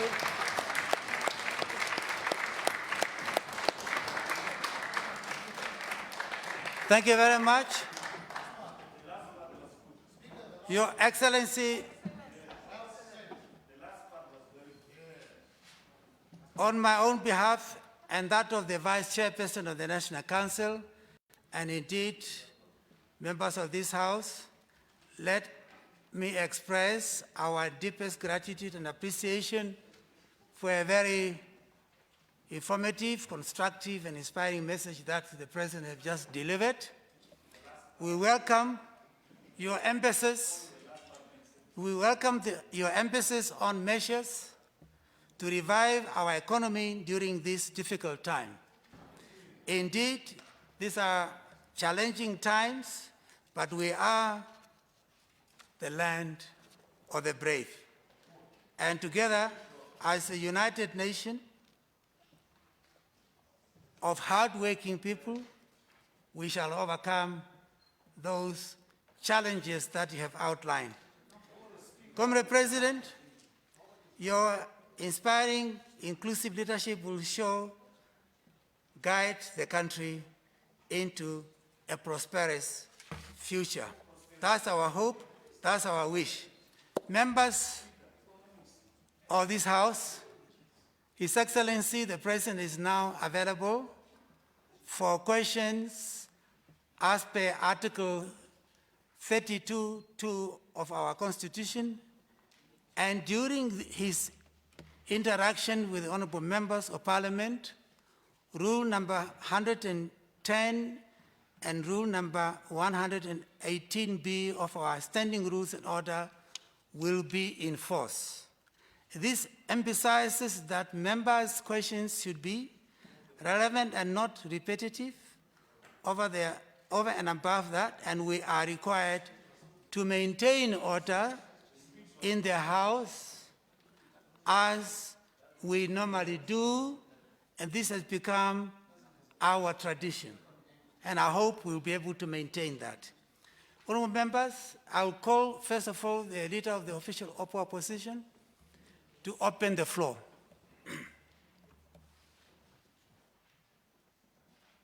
Thank you very much, Honorable Speaker. I always maintain one position, and that is that words in their nature carries meaning. Permit me to welcome the strangers of the House, Vice President, First Lady, Excellency President, ladies and gentlemen, and members of Parliament. We speak of an inclusive society, but I'm denied to meet the President of the country. What inclusivity do we speak about? What is inclusivity? How do you define it? But that is not the question. Let me go to the question. Mr. President, you happen to be the leader of the party that is in public office, ruling party called SWAPO. Excellency President, your organization, through its own industry, is building nearly a headquarter costing nearly $1 billion. It would have been a very private affair had your institution or the party that you lead was not a party in public office. Your organization is building a $780 million headquarters. We have not seen your institution having sought local commercial loans to finance this office. If indeed you did, please explain to us. Or have you gotten international loans from which commercial banks you would be able to tell us? Because this is a question of transparency. The company that is building your party's headquarters is a company competing with various other tenders in the country. And we get scared that this company has offered to build this building for you, but what is the arrangement? Is the arrangement for it to get tenders? Or what is the arrangement? And I give it to you to explain. Secondly, because you lead that very party that is in public office, and in the context of transparency, there was allegations,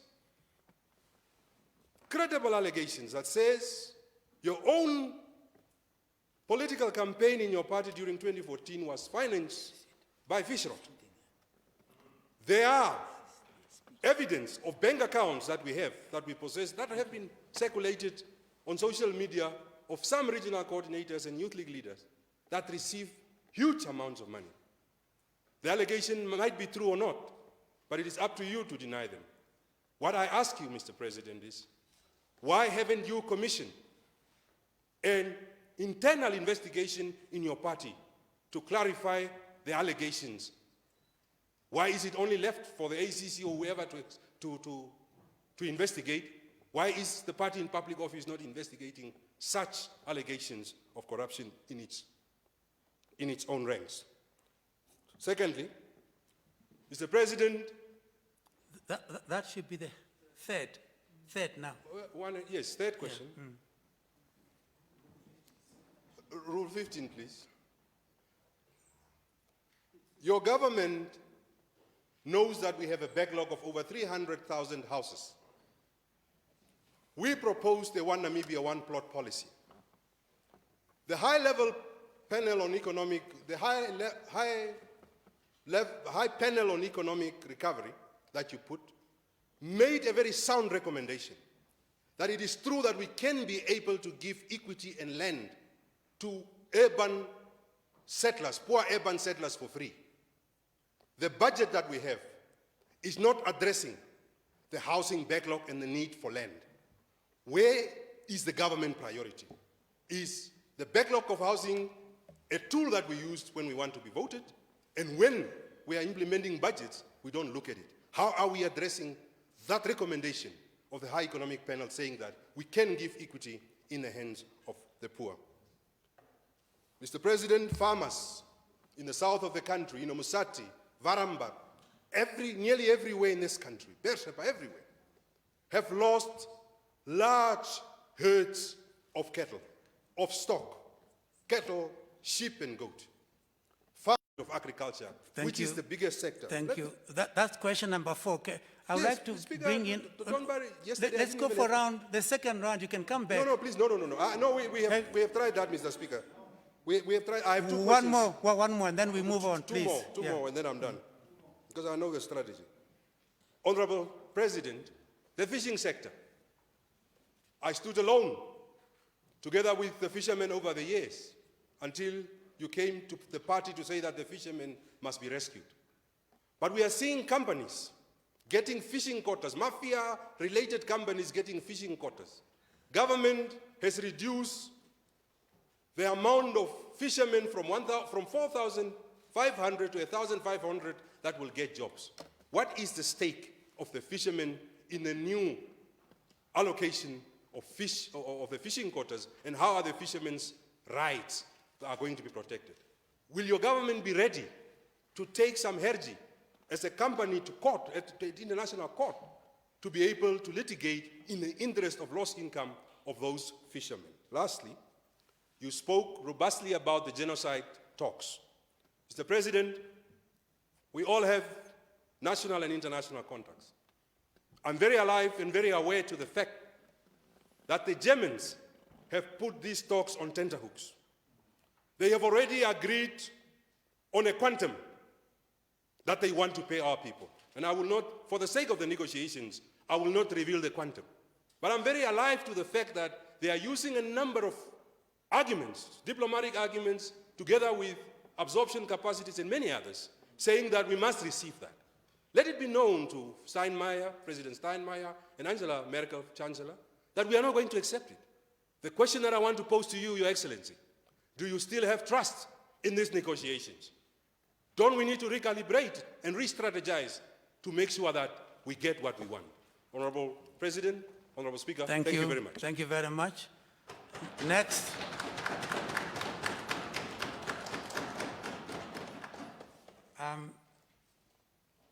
I'm now using the system, and the next honorable member has the floor. Bear in mind that the names that are appearing here are not necessarily your names where you are, and I need someone to help me. The Honorable Mukilongo, I think he's seated somewhere. Is that where you are? Yes. Thank you. Your Thank you very questions, much. please. Excellency, Honorable Speaker, honorable members, allow me to present the question to His Excellency as follows. Mr. President, we cannot breathe. Chinese and Indian has flooded our market to the extent of spoiling and foremost killing the local pieces in our country. Especially we can start from here in Windhoek. We was having our shops like outfit shop, Otomio, Libello, those a quality shop what we was having in our country. They are closed down because of the Chinese. Selling their fakes. If you go to Shivalongo, there is no more business for black people. In North, it's closed down. There is no more. People that was having their depots, people that was having their little shop closed down because of the Chinese. What is that exclusion? What we have Chinese and Indian. They don't pay tax and they don't want to use our local bank. What is that? If we owe it to this nation, which we cannot return for them to leave Namibia. Mr. President, if you are unable to move or order Chinese and Indian, please allow us to move them in order to protect Namibia and it is the people economically. We cannot have Chinese who are manufacturing, wholesaling, and again retailing. They should leave wholesale and retailing to the Namibian people. In Africa, there was a man called Ray Indiamini, Dada, in Uganda. This man was a strong man. I want you, Mr. President, I want to give you this power. I want to give you this power as a commanding chief of economic freedom fight in Namibia.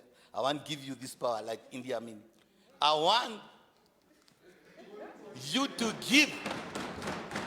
I give you this power only for 90 days to see this Chinese in Hosea Kutako Airport.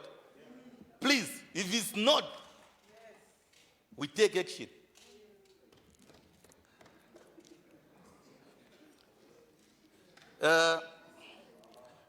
Mr. President, Honorable Speaker, Honorable Member of the Honorable Member, if Mr. President, you are unable to assist in this regard, we will organize Namibians to assist you.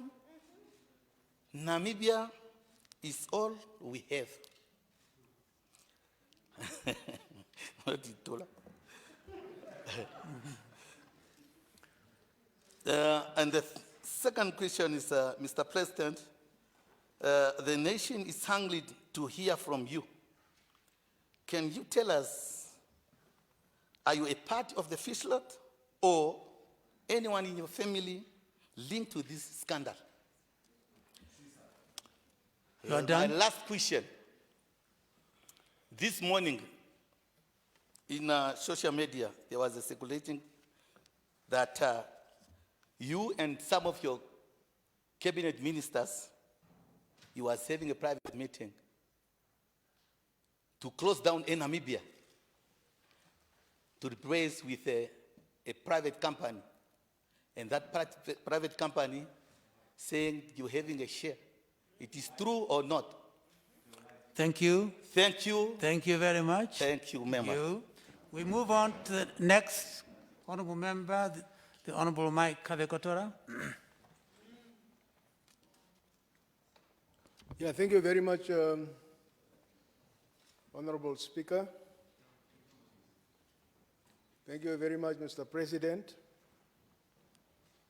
I have a few questions. Some of the questions has already been taken over by my previous colleagues. My first question is, first of all, I want to congratulate Mr. President for saving Namibia 4 billion Namibian dollars by cancelling the tender that was awarded to China and whose prices were inflated. But recently there was another development. And it goes like, Mr. President, you went to China. What the discussions were in China, we don't know. But on your return, we are informed that the very same tender that were cancelled, it will now be awarded to China. The question is, can the Honorable, the President, Mr. President, confirm that?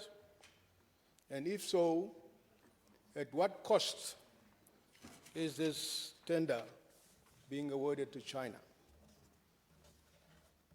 My second question is,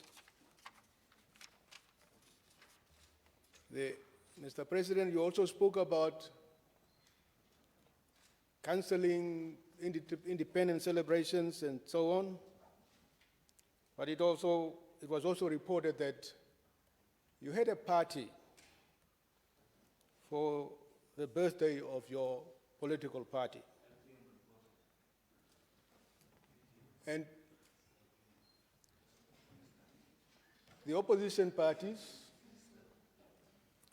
went to the police to report that you were in breach of some of the regulations of COVID-19. And in the beginning, there were denials, including a denial by the chief of the police, Mr. Deitunga, to say SWAPO have done nothing wrong. Now, subsequent to that, Mr. President, you admitted and you apologized. And the rumor has it that either you or SWAPO has paid $2,000.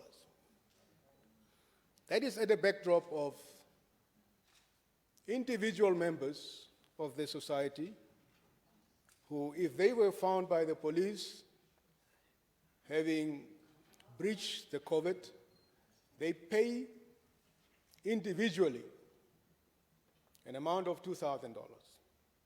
Now the question is, first of all, who paid the $2,000? Is it Mr. President, yourself, or is it the SWAPO party? One. But the more critical question is, either Mr. President, yourself, or SWAPO now has a criminal record. Does this breach constitute a criminal record?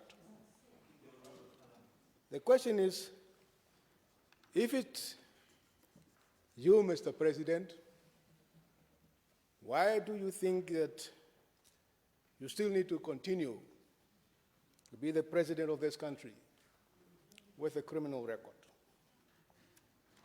The second question is that, Mr. President, you alluded to the fact that the 2019 elections were heavily contested. You might recall that my party and some others challenged the 2019 presidential election in the Supreme Court. And the Supreme Court effectively ruled that the use of EVMs without verifiable paper trail is invalid and it's unconstitutional. And that is what you, Mr. President, started off with in your speech, that you are here to protect and defend the Constitution of this country. Now, the courts, the Supreme Court of this country, through Chief Justice Shivute, ruled the election of 2019 invalid and unconstitutional. Would it be strange, therefore, if people in some circles called you an EVM president?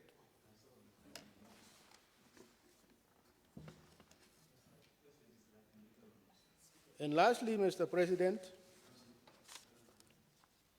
in your speech, you spoke about the discussions that you have with the German government. But the only outcome of that discussion after a long, costly exercise was an apology. The question is, does the apology justify the S&D and the air travel between Windhoek and Berlin? And on top of that, it has been, we know that this particular motion came through Parliament. But the German Parliament, at many occasions, are actually throwing these discussions out of their Parliament. Are we negotiating in good faith with the Germans? Are the Germans serious in this negotiation process? Or are we and your government just being paid lip service in this negotiation process? Thank you very much. Thank you, thank you. Next, Honorable Murorwa.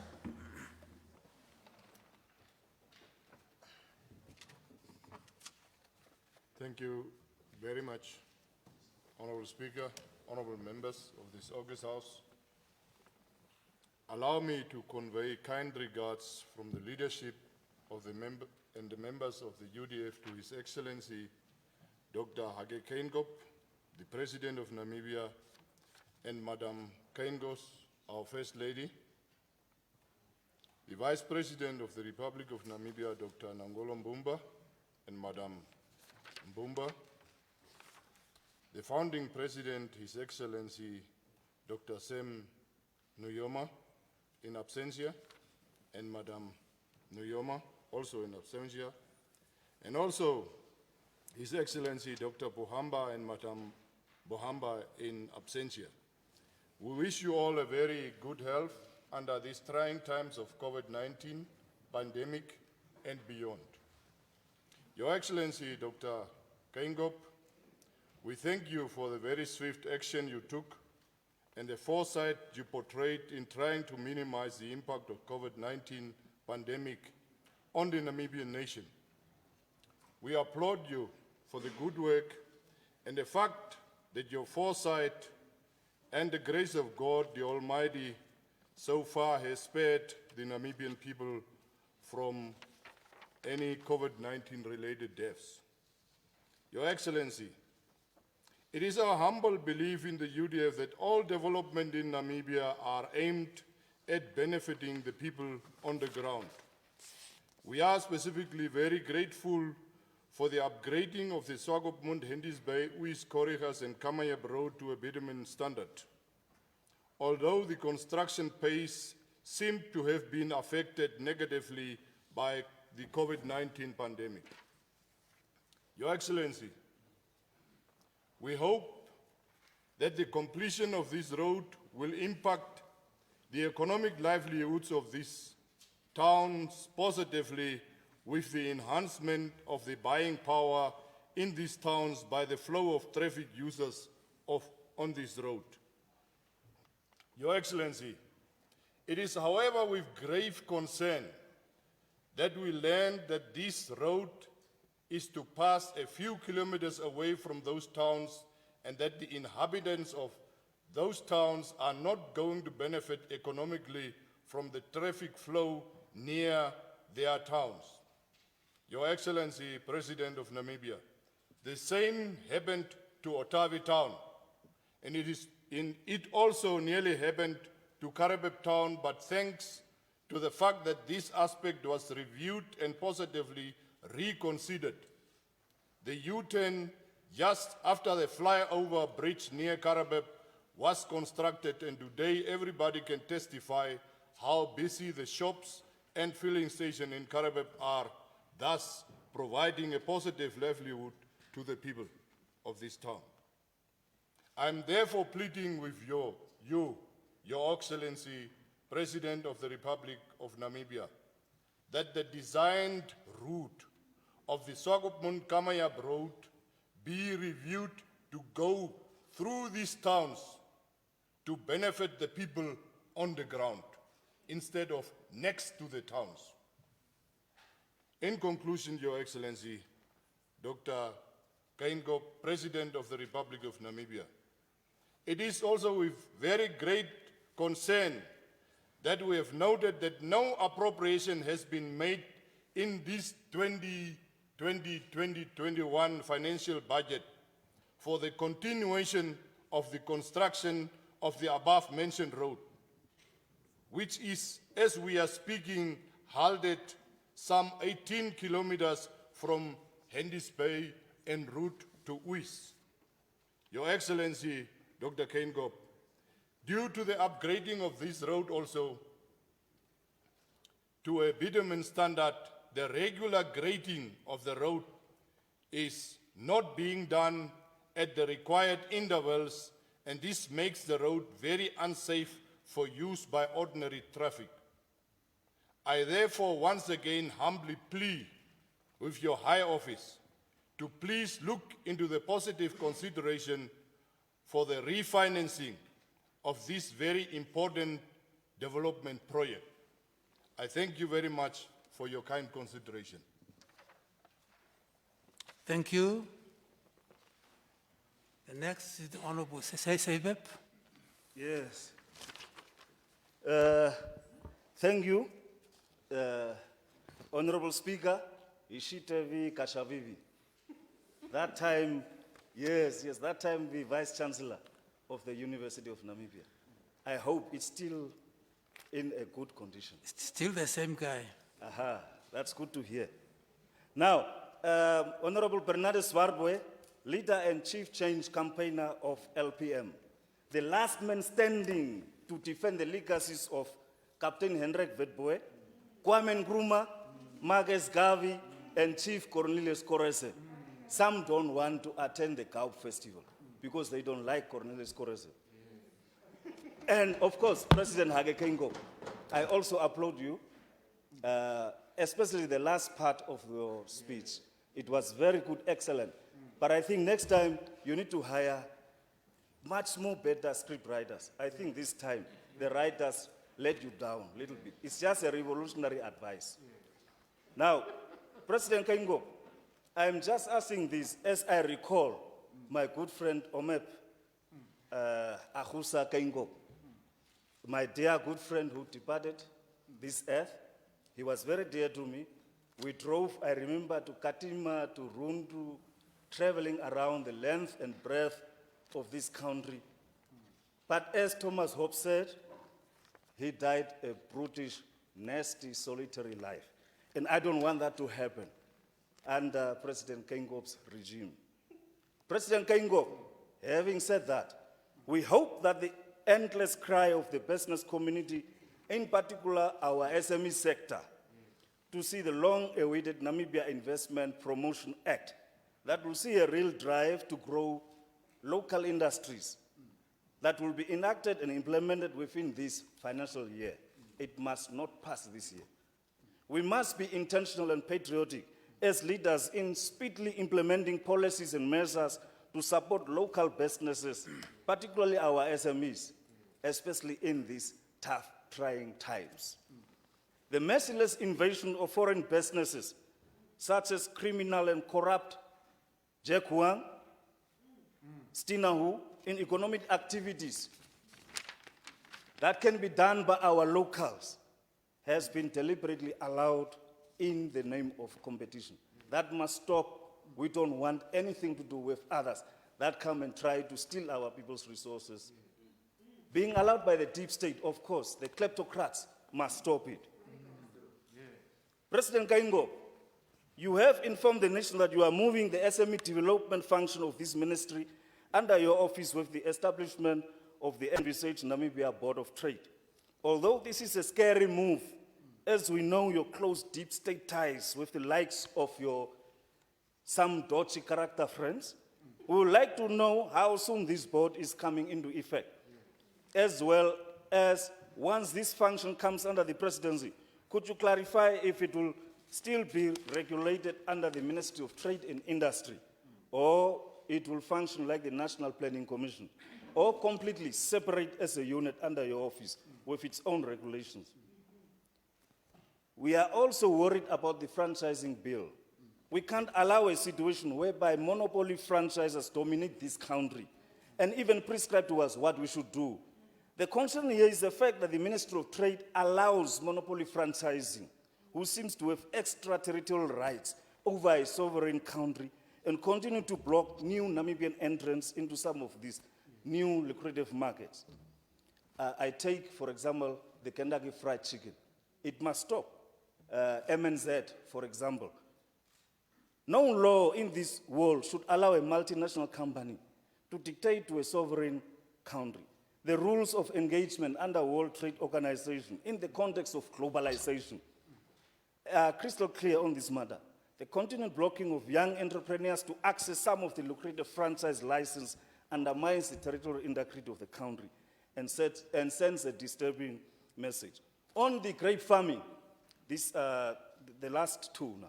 On the grape farming, we know that the grape farming industry makes around about 1 billion per year. I'm talking in particular about the Ocean Cape. The delegation carried by a young, dynamic Domingandala last year undertook a visit to North Uver and Oceangate. And she was walking. Apparently you have a street named there after you, Dr. Hage, Gottfried, the first director of elections of Namibia, of SWAPO, the first campaigner of SWAPO, the first prime minister. Apparently there is a long list of titles written there, including you being a scholar, of course. Of course. Now, the grape farming community needs an urgent housing. I know government in the past pumped in around about 100 million, but the people are still living in the reed houses. When the nature calls, they go to Orange River. How long are we going to witness that scenario? Here, the Honorable Bernardo Swarboy, whom you were not supposed to fire, he could have made you the rock star of a sub-Saharan African state. When he was the governor there, he fought hard, at least for the development of the housing units to be developed there. Oh. No, Okay. I can't hear. No, I'm listening to the president. He's trying to say something. I've got two questions now. No, it's not now. I'm advising, a revolutionary advice. Just put in 50 million there, just to develop some housing units for those people. It's not good to see a fellow human being living in shacks. Whereas those guys there, the white monopoly capital guys, built a spa, they build tops or whatsoever things, people are drinking freely there. But the workers go and sleep in shacks. So please, and when you, previously, when you were disturbed by yourselves, don't advise and only go and address the people from the cabinet. Because I overheard you saying that when you were a little bit angry, President. And please, this year, if COVID is over, attend the Geingob Festival and Nama Festival. Please, because these questions are coming from Facebook. People are texting me to say, please ask the President to attend the Geingob Festival this year. Remember when we were students, we used to visit you, and then you went to attend for the first time in your life the Geingob Festival. Don't only run to Olufuko and other things, please. I so submit, Honorable Speaker. Thank you. Thank you.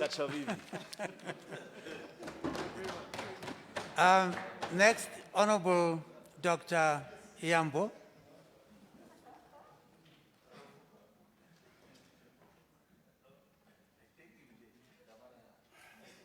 Thank you, Honorable Speaker. His Excellency, the President of the Republic of Namibia, Dr. Hage Geingob, Honorable Speaker, Members of Parliament, fellow Namibians. Otherwise, I stand by the protocol already established. Let me start with an 1890 quote by Charles Darwin. Scholars will be in the know as to who is Charles Darwin. You too. Charles Darwin is one of those guys. Go Perus. And I quote, it is not the strongest of species that survives, nor the most intelligent, neither the rich, but the ones most responsive to change. Charles Darwin, 1890. Honorable Speaker, His Excellency the President of Namibia. Amidst the current COVID-19 pandemic, I recognize the need to address this plight, which I believe with our resources at our disposal, we cannot go very far. Thus, the following questions. How does government plan to address this worsening debt problem, which future generations seem unable to escape? And who is to pay it for them if all our mines are used up? How far are we from borrowing from IMF for budgetary support and risk losing some of our sovereignty because of the structural reform conditions which will certainly be imposed? And I want to remind us that we all remember the educational structural reform of the IMF and the World Bank, which devastated Africa. We are in the know that an amount of 47 million was spent on lawyers in the United Kingdom to research about the genocide. What tangible findings or recommendations transpired from this exercise to support the ongoing dialogue with German government? And also, did the country get the value for the money? The fish rot negatively affected every Namibian in all corners of this country. The national expectation, national meaning, expectation from Namibians for the executive to pronounce itself so far resulted into very loud and clear silence. Doesn't the nation deserve thorough scrutiny and explanation?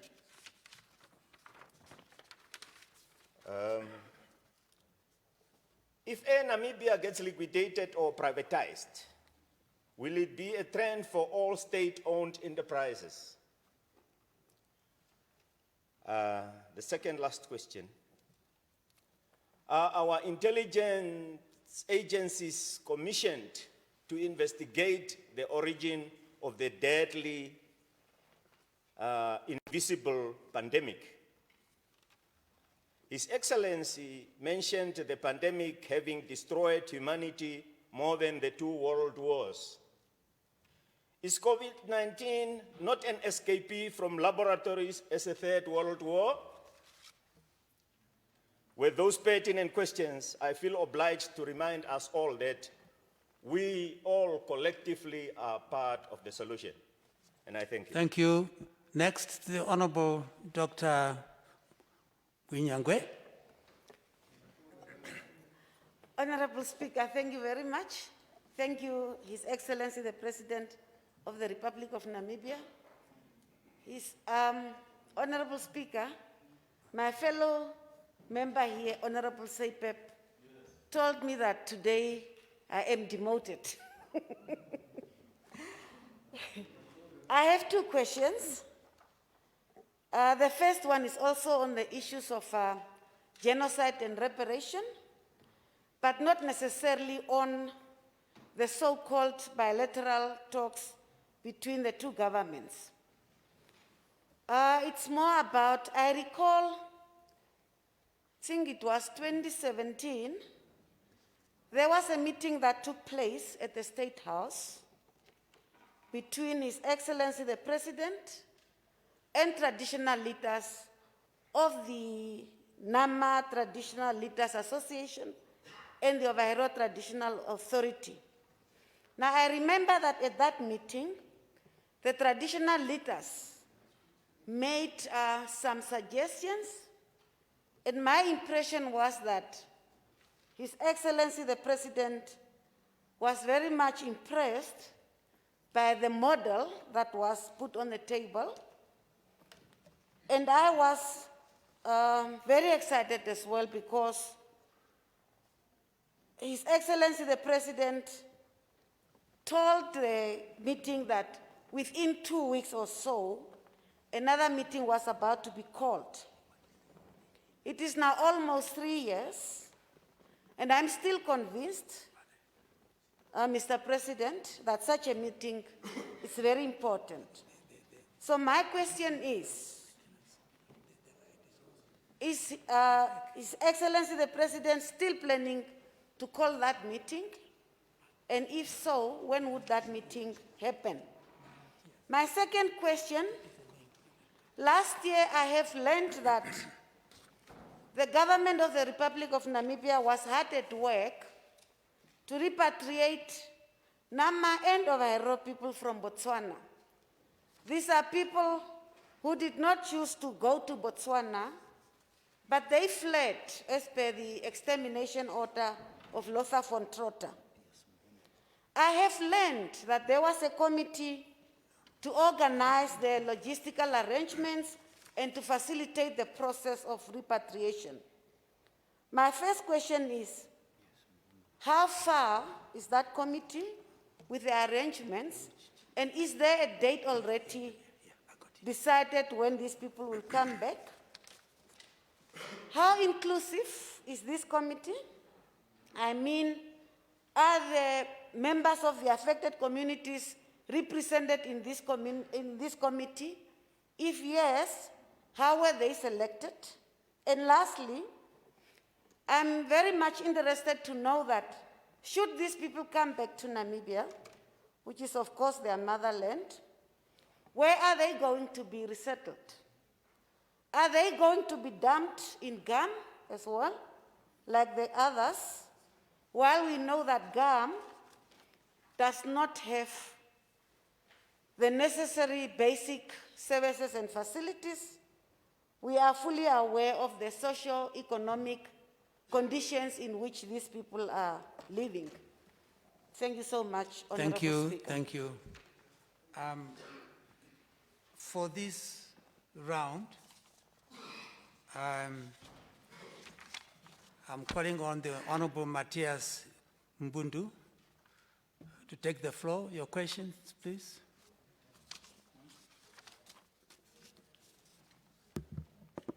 Thank you. Thank you very much, Honorable Speaker. The party is RP. Yes, you may continue, please. Yes, thank you, Honorable Speaker. Your Excellent President of the Republic of Namibia, I and the Republican Party of Namibia, with the people, so would like to ask the President to tell us what is exactly the agreement with the Chinese government, with the government of Namibia. Because if we can see the Chinese are scattered all over, so in the Republic of Namibia. So secondly, people are asking that Your Excellent President, using the private house, is the government paying you private instead of using the State House? I thank you. Thank you. Your Excellency, I think let's allow you the time to respond to those questions. Quite a number. And Well, thank you very much. Firstly, the young opposition party leader, official opposition party leader, thank you very much for your questions. You are asking me what do I mean by inclusivity. I even say that inclusivity spells harmony. Exclusivity spells conflict. All my life, I've been fighting for inclusivity and unity. All my life. When I had to join SWAPO, 62, I couldn't join because there was SONA and SWAPO, and there were two. And I said, and some were saying SONA is for Hereros and SWAPO for Ovambos. And I said, which one do I join? I'm neither of the two.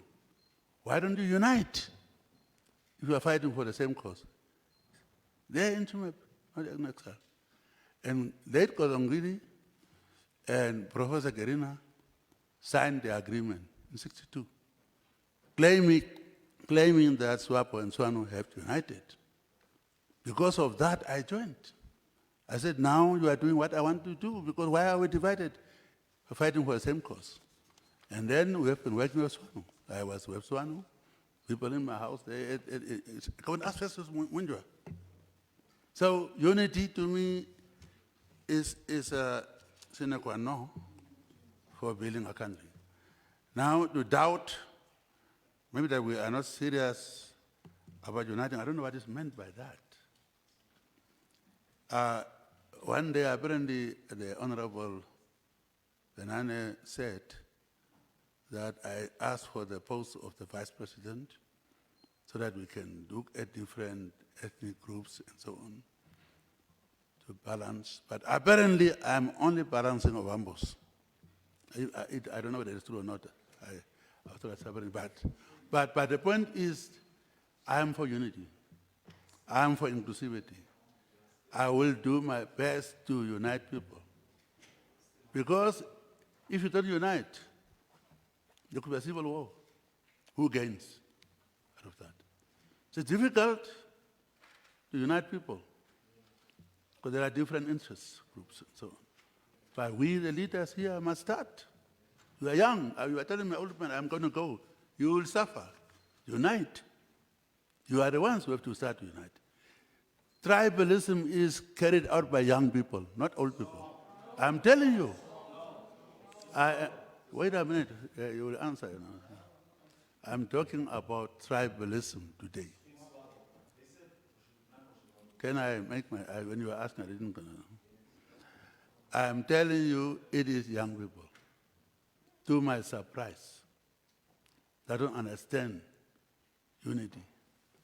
If I can talk about my party or any, if we are trying to hide that, I will tell you it's young people.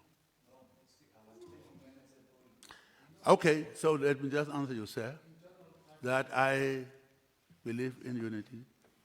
I was brought up in completely mixed communities, the farms, even of Germans. All the Germans, the farm I grew up earlier, they had to speak Damara and Herero. All the Germans, old ones, had to do that. We're just playing as kids, so I don't have a problem about uniting with black, white, or yellow. Only thing is we must also share equally.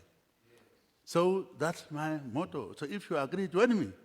That's my belief. I believe in Namibia's small population, big country. Why can't we unite? So that's how you can doubt it, but that's my belief. That's how I believe in it.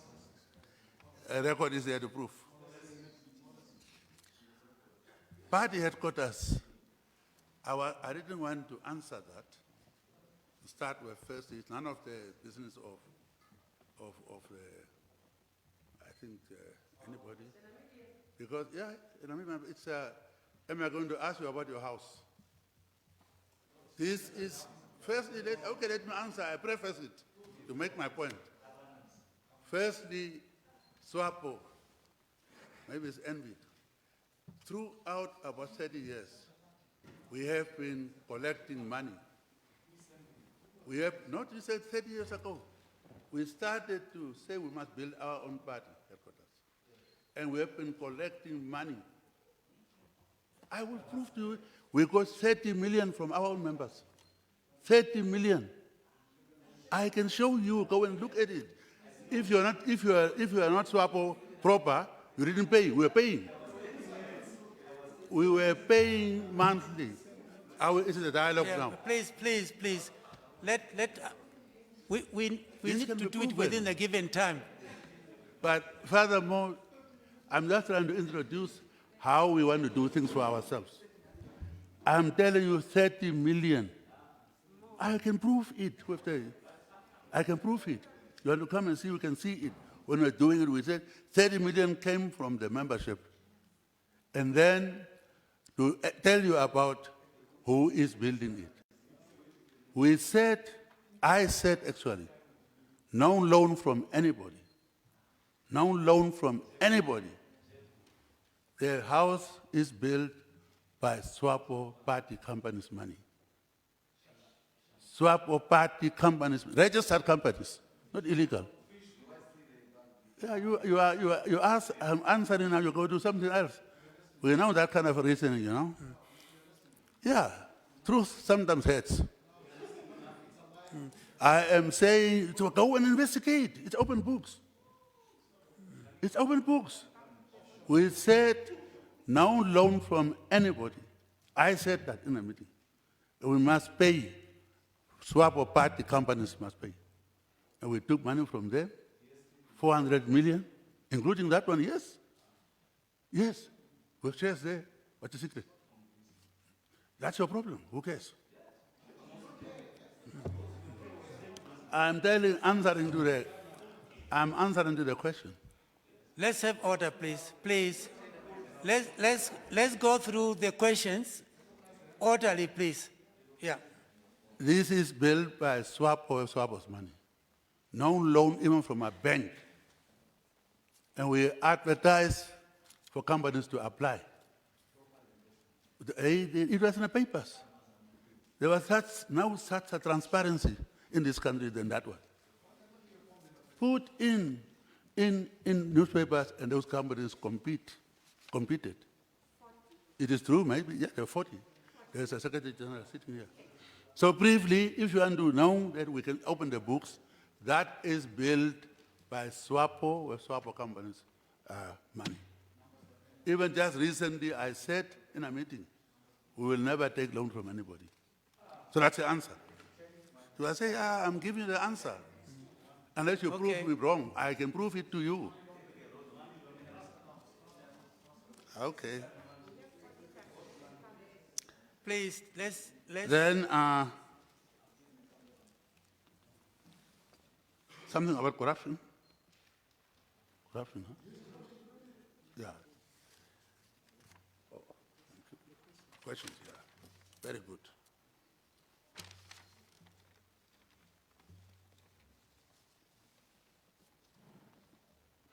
Okay, firstly, about corruption. Fish rot. Firstly, SWAPO's, and I was advised by my lawyers not to discuss a thing which is in a court. That's what we all had. People are in court, this is in a court. But as for SWAPO, we can give you the SWAPO audited book.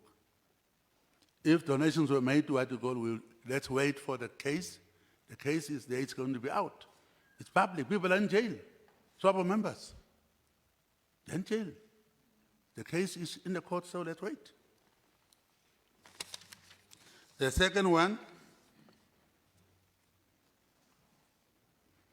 you see what happened is that when they were, that I have to answer. When somebody said from this company, television group, they asked me a question. El Jazeera. Then I wrote them just two questions. No, I gave them my history. To them, I can put it to you, who I am. And I told them, look, I had all chances. UN jobs, institute, paid D2 salaries, World Bank when they were about getting this. I resigned from there and came back. So if money was a problem, there is another way I could have made money. At my age, I told them now, at my age, why should you have made me, not you, but people have made me a president. You know the conditions of a president. Conditions of a president.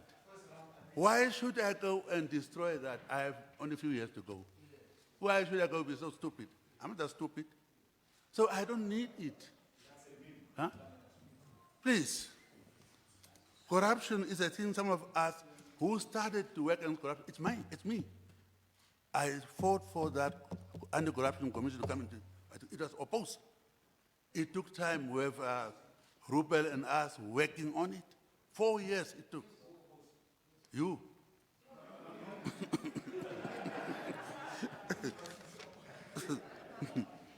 So, as I said, this is a case in the court. It will be open court. Things are going to be reviewed. Why are you in a hurry? It's tell the courts. Are you not going to say if I, as a president, will interfere, that I am interfering with the judiciary? You wouldn't say that? You? Would I to cry too much? Are you not going to say that? As for SWAPO, I don't know why they want to talk about SWAPO, but I know that that's a recognition that we are a super party. Because yeah, you were SWAPO, you were corrupt, maybe when you were there, they will kick you out. That's the reason, maybe. So you were there. Yeah, we can follow up very soon. Anyway, you see, when we just use the word corrupt, No, let's it doesn't make it serious. This is a serious crime. So if we play around with it, it loses the meaning. If you overuse it, I said it long time ago, don't call anybody just corrupt. Even a corrupt person say, that's what they always say.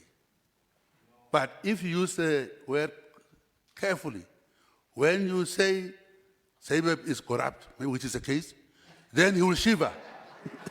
Then he will shiver. I said if English language is very clear. But you were shouting me, I'm corrupt. You were shouting there. No, I'm not going to. Is it directed to you? To withdraw what? I said if English language is very. But you were calling me corrupt. No, I didn't say probably. I didn't say probably. Yeah. No. I think. No. You have been calling us the whole day corrupt. You have been. So you are chosen. Let's deal with the issue. Then. Okay. Please, yes. Please, assume your seat. Let's deal with that. Yes.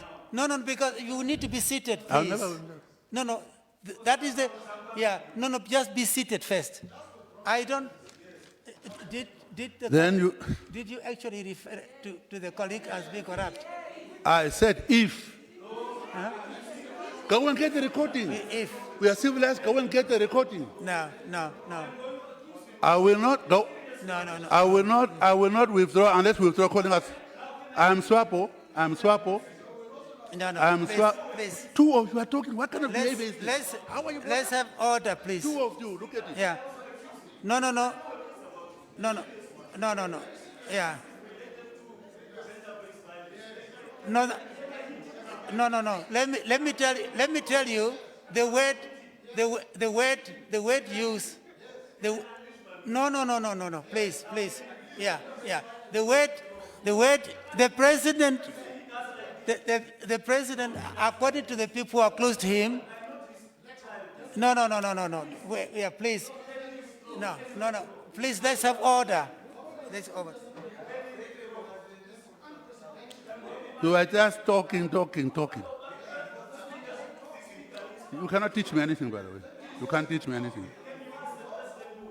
The president used the word if. That is the underlining. Can I ask? I will never withdraw anything I didn't say. I cannot withdraw a thing I didn't say.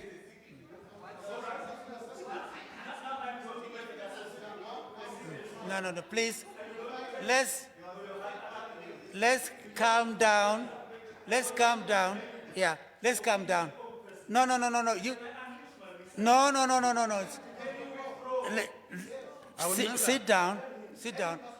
Let me tell you, normally if an unparliamentary language is used,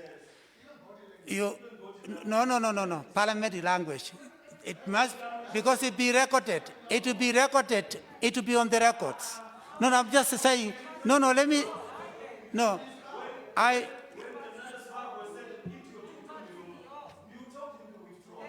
yes, no, but the president did not imply you, Honorable Saipov, as Comrade Speaker, these things are recorded.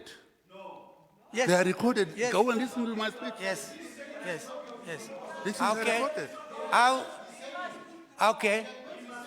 Let's verify. Let us verify that. No, we'll verify that. Yes. We can, no, please don't shout. Don't shout like that. Yeah. No. Please calm down.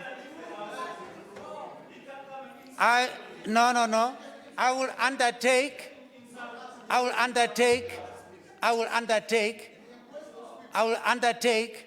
to ensure what language has been used. I asked the two officials here, what did they hear? And they just confirmed to me, because they are nearer, that if, the word if, yes. If. Go and check the recording.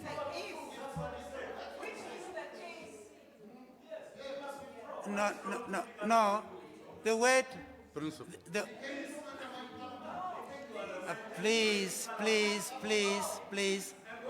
please come.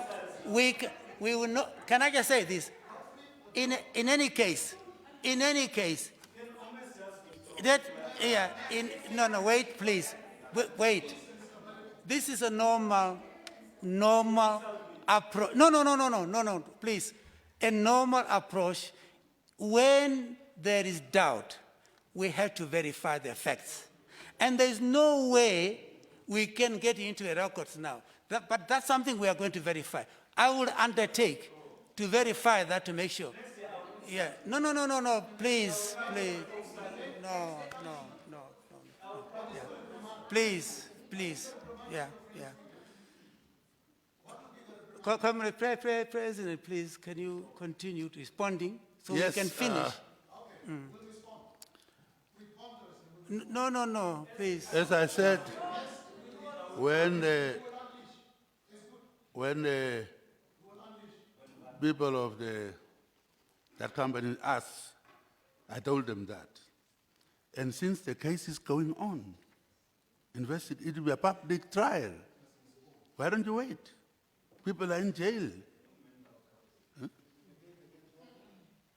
As for SWAPO investigation, I don't know internal what you mean by that. That is our own business. We have already met. We had a meeting to review. It's a year of introspection.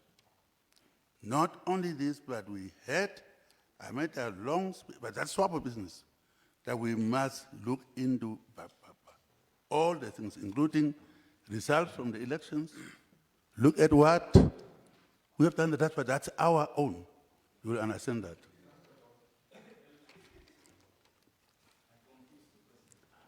And then, plots, I agree with that. It was about to be done. There is even still an issue going on since the young people occupied the land as I was coming in office. We agreed with them, and that has been going on. It will be done. We agree with you there. Land plots, free plots, even the high-level panel I had proposed that. That is being studied. But then all of a sudden you get COVID, what I call independent intervening variables. You are doing this, and it is an independent variable, and therefore diverts you. Then, how we assisting farmers by drought? Yes, farmers are assisted First, the Land Agricultural Bank was approached, or not approached, but decided for those who own the farm loans to give them grace period. That is, I think 3 months, what is it? What, huh? Yeah. That goes a long, thank you very much. That goes a long way.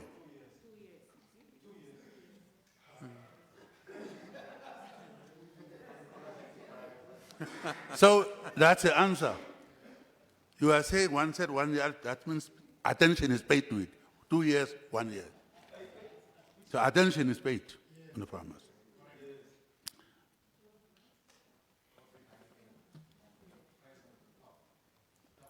What will happen to unemployed fishermen? Firstly, the fishermen that you are claiming, you are talking about them. That is a blatant untruth. Well, it's your word. No. That's not true. That's not true. I had town hall meetings. I was in Swakopmund. No. I had town hall meeting.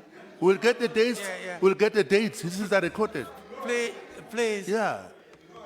Yeah. And I do too. Yeah. I am saying don't give me the ultimatums too. I said I had a town hall meeting at which I was confronted by fishermen. Fishermen confronted me there in town hall meeting.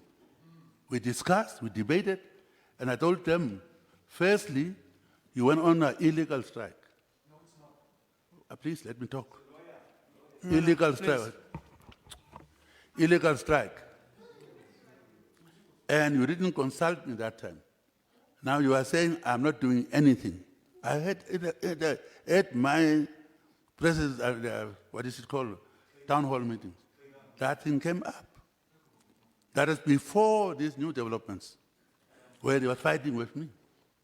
So I was involved in that. I said, okay, we'll look into that. But it was at the public town hall meeting in Swakopmund.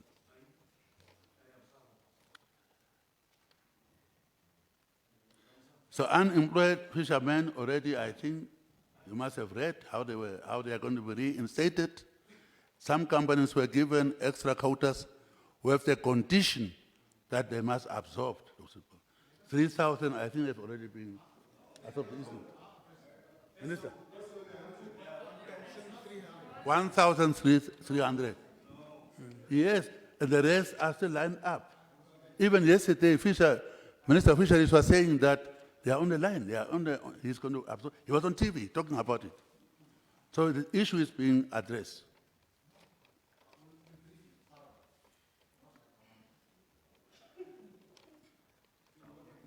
Yeah, 1,300, yes.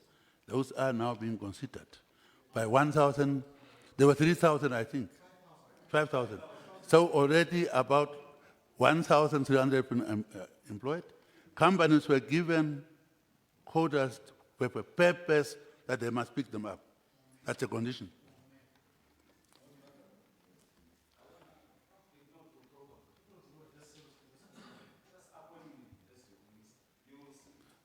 Well, quotas are just being given to dubious companies. I don't know. What we are doing is to publish. We already told the minister to be transparent. We must publish. Now it's even first to cabinet to publish, including the names of those who are holding shares. You will be surprised.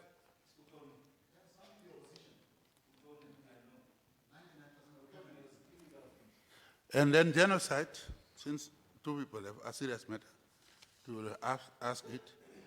Firstly,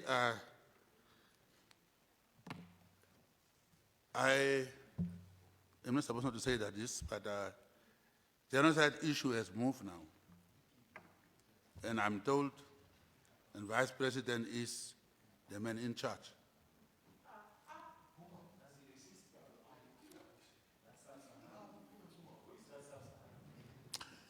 So I got a report just yesterday even, how far they are now. And it is said Germans came around about genocide as a concept. It could be that kind of a thing, but they say it was post-World War II phenomenon. But they have agreed, as I was trying to define it, I was trying to say that whatever it is, if they were targeting group of people, whether it is new or not, it happened 100 years ago, that tantamount to genocide. So that is now accepted, I'm told. And then if you did something wrong, you must apologize. And that they have agreed apparently to come at a higher level to apologize. Maybe here in the parliament we're saying that's the best. I hope we're not going to attack them. They're talking. So that's also online. Then apparently do good. If something was wrong, you apologize, you must do good.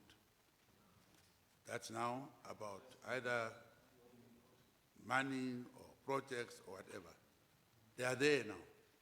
But apparently to do good in the areas where there are people, the areas are named actually about 8 areas, or 8 or 7, where it is said where descendants are living, and they must address those areas by developing whatever and so on, and that is going to come. I hope we'll also invite everybody to have an input. As you can see, as you can see, with the land conference we already started about the construction of some kind of shrines in areas we know where people were killed or there was some serious thing. Starting with the house of Chief Hosea Kutako, that is done. Budget was put after the land conference. The drawings are done, approved, but this issue interrupted that. So that is, I think we must stand together. I said we shouldn't give the Germans a chance to laugh at us. I also said that meeting to go maybe to her. I said even if we are going to agree with Germans, and if only about 1,000 Herero-speaking people or Nama, I said we're not part of that. That's not going to solve the problem. So Germans shouldn't laugh at us. Therefore, it should be that we hold hands. That's where I can jump to cover the same thing. We had that meeting. Firstly, the meeting was called because of 2 of us were friends who parted, Rugoro and I. So yeah, we're not seeing each other, you know. So I said, so I said, you must come to my house as a family with your wife, may her soul rest in peace, so we can meet as families, not discuss. So we did that. And after that, we got Ben, Saruka was involved, families. Thereafter, I then called that meeting. That meeting, there we discussed, I said there will be no way of having trilateral kind of delegations. There will only be government's delegation, 2 delegations, is government to government. But we must have our people to join government delegation, and that way we can move together, not to give Germans to laugh at us. Okay, and there was a question to remove my professor. I said, that's a man I respect. I asked him to come, he came, I will not humiliate him. So we'll keep him, go around him. I was never given an offer of deputies. I had it through grapevine. That apparently the group went back and agreed that they will accept Kabirwe and come under him, but could there be 2 deputies? That was not said in the meeting.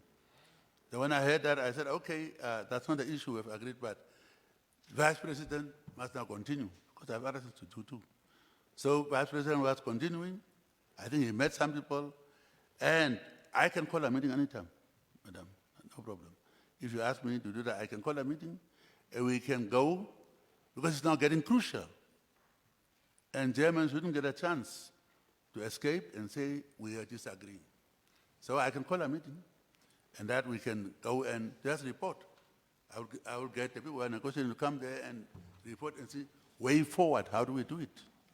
That's how I can answer about that. It's a thing we must take seriously. Not to look like we are divided. And so we have those two. Oh, yeah, nobody supports the offered amount, I think. First, they offered 10 million euro. Honestly, an insult. Insult. We said that's an insult. Now there is something else, but when we call a meeting, they can tell you there what it is. And then we can move on, because I would like us to be together. Germans shouldn't make issue, I cannot say diplomatically.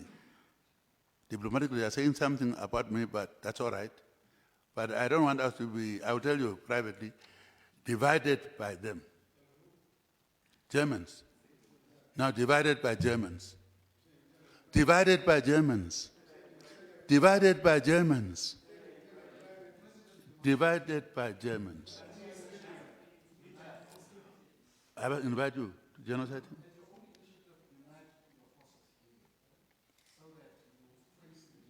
That's what I'm saying. That's what I said.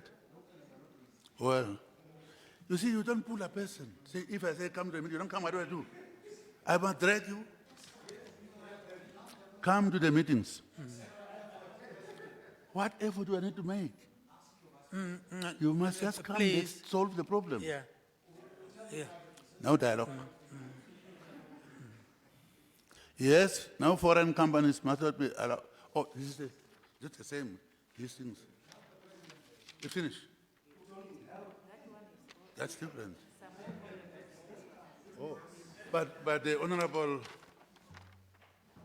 yeah. Then he does now Muyongo now. Now it's finished. Okay, the Muyongo. Murorwa. Murorwa. Yeah, Mungulongo, not Muronga. Chinese. Chase them out. Bring your forces. If you are saying you will do it. Okay. The power you gave me, give it to me. First, I didn't bring Chinese here. Chinese came like any other foreigners who are coming here. They came like any other foreigners, maybe 10 years ago or so on, or 20 years ago. So if you are saying, are you going to listen or what do I do now? Please. First, comrades, not comrades, all of them. We are talking in public place. And we are saying chase them out, Chinese and Indians. Everybody's going to hear that. Namibians were helped by these people. Whether you were there or not, they did help us.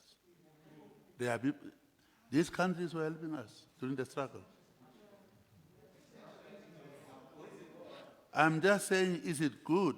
It's also racial. It's also a racial thing.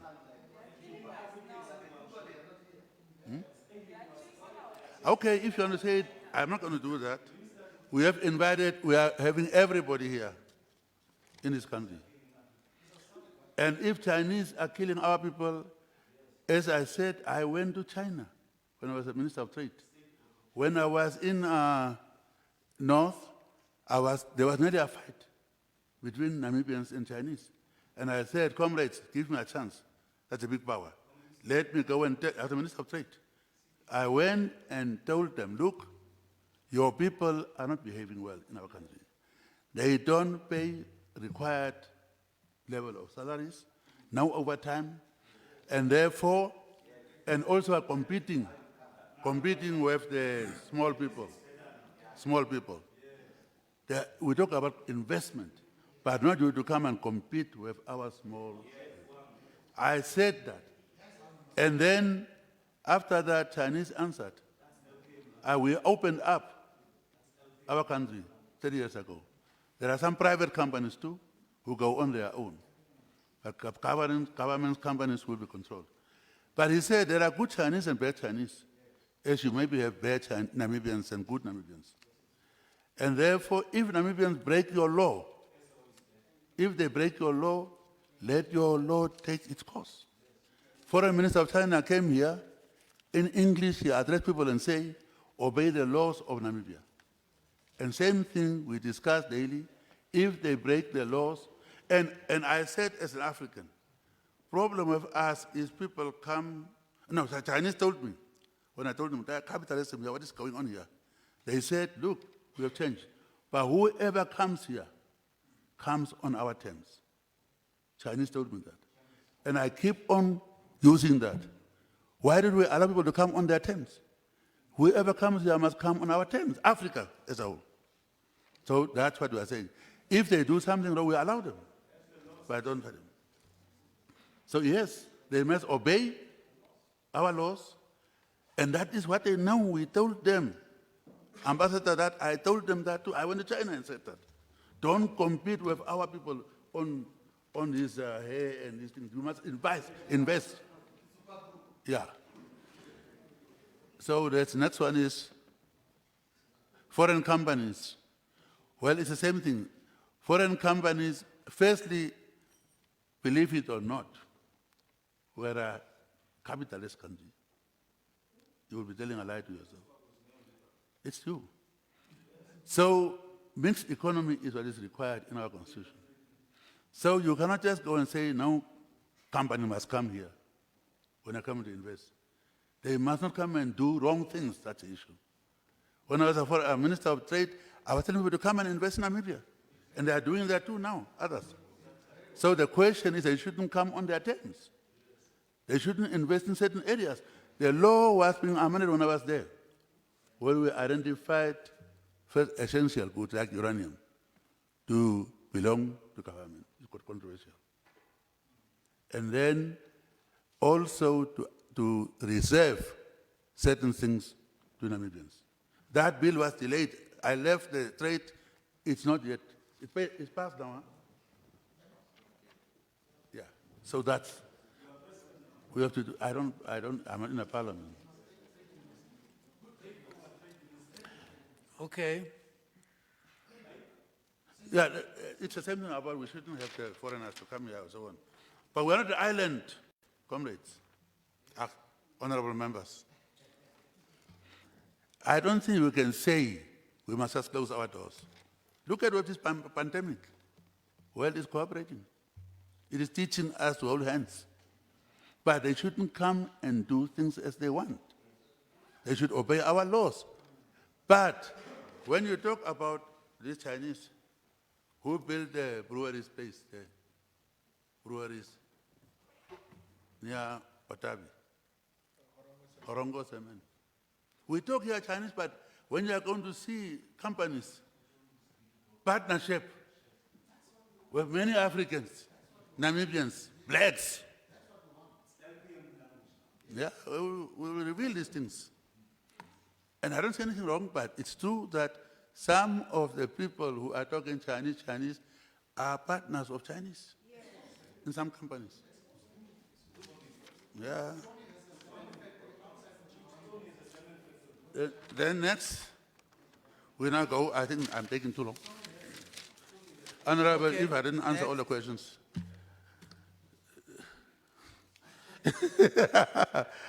It really, if you get it right, I can answer you. But I try to answer, and if I really left out, it's not because I want to leave it out.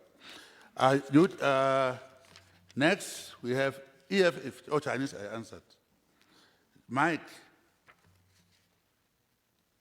Firstly, the airport. This is a China airport.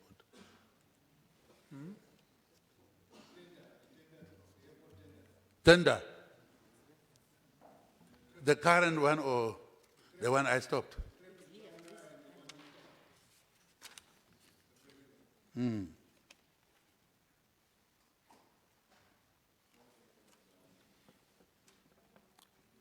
what we are doing openly, publicly, is that Chinese, as people, not the company was involved, but Chinese are interested. And we, Comrade Kale, negotiate. If you want to build, you have never done anything here for us as we've done other countries. So why don't you give us good conditions to build that airport? Negotiations are going on. It has gone down to what is called as good conditions. We are still studying that. We never agreed. There is no agreement, by the way. No agreement. We are looking at the conditions, and with these problems we have, if they are good, like a discount of close to about 40 or 30 or 50, then I think you will agree with me that it will be a good deal. Even from that amount of 7 billion, already is down to about 3 billion only. So there was something, and therefore, if it is a good deal, I will invite you and ask you, do you accept? I will do that actually. So here are the conditions. Do you think we must accept? Leaders, I can do that. So that you can see, we don't have to do secret deals, you know. But if the deal is good, maybe they are a little bit embarrassed, and they want to come and reduce the price, give us a grant, which we're discussing because we don't get grants, because we are too rich. So that will be the case. And we'll make it, I will make it a point to ask new Minister of Finance and Kale to come and discuss, show you what it is. What is no secret. Huh? Now, if they are giving, you see, if you are agreeing with the government to government, so they can benefit. If you are going to get 30% grant, or 40, you agree. That's far cheaper. Common sense. I withdraw that. I withdraw that. Okay. UDF, thank you very much. Oh, Mike, oh, okay. Oh, Chinese, and then airport, and then birthday party of SWAPO. I don't know how many of you are former members of SWAPO. We are very proud of SWAPO. I don't know how many of them are members of SWAPO. The comrades were asking me. So you couldn't expect us. You couldn't expect us not to recognize that day. Yeah, okay, we're coming. We already agreed to that. What is the issue? Yeah. But we had to recognize that day. And it is not our intention to have people who came as essential workers. If you have 3 presidents, president, vice president, prime minister, deputy, former president, it's a lot of people. Security, who are known as essential workers. So, only reason we have accepted the guild is because there was a cake, and what happened is that people were seen now. They didn't observe the rules, distancing, social distance. That's why we thought it was wrong. There were no Dilimane there, as you said, no Dilimane. It's a records being played. So we said now, to give the example to other parties who are breaking the law, let's accept. To set the example to the ruling party. So you want to do the same too. Many of you were caught. Some of you had a funeral or something like that. Yes, over 50 people. No, everybody's SWAPO.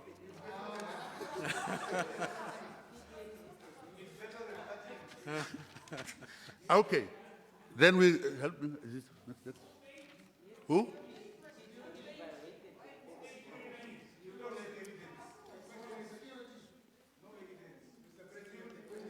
To us, party doesn't have body and run around to go and pay. Somebody must pay. You couldn't have SWAPO to go and pay. Does SWAPO have legs to run around? Somebody has to pay, and those who are in charge, somebody in a social organization will organize it. Who? Leaders were only 10. Leaders were only 10, but I told you there were other essential workers. No. I think, Well, anyway, I that's think the thing. let's stick to the Wait, wait, questions. Now we come to UDF. Germany, this one, yeah. Are the elections? Well, I really didn't want to answer that because it doesn't make you answer that question. The court said that the elections the request was to rerun the elections and throw out the point was to rerun. And the court said, although there were no variable particle paper, they didn't throw out ask the election to be rerun. And the same judge swore me in.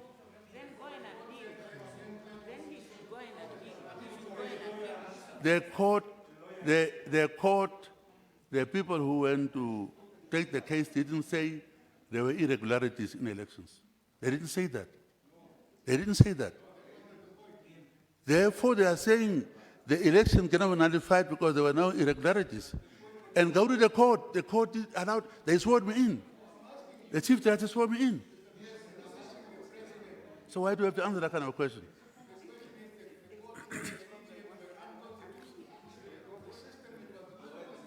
But why are you sitting with me here? Okay, But why are you sitting with me here? You call me president. I don't think we should continue with the dialogue. Yeah. I think the President, continue to answer those questions, please.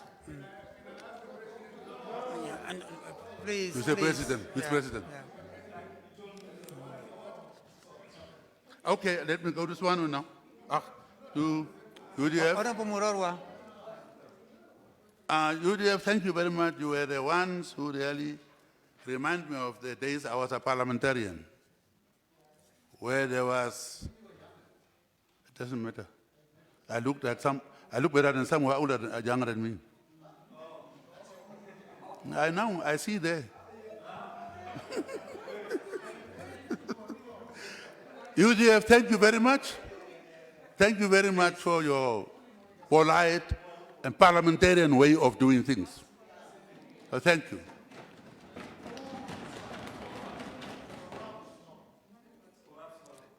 About the road, very important road. When we're talking about developing our country, uniting our people, that's a way that we have a rim. Roads that have to round all over the country. So I'm glad that you are saying that roads are very important. Only thing is bypassing the towns, you are saying, but modern way is basically you have to have a bypass and not go in the center of the town. You will see they eventually come and build, right now for Windhoek, they're trying to build a bypass so you cannot come in the city with big trucks and so on.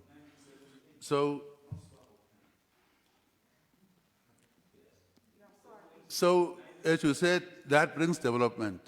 And those areas which are neglected, they have that kind of a road will bring development. Yes, they can always, of course, have we will discuss it, but definitely the modern way is to build it to bypass the cities.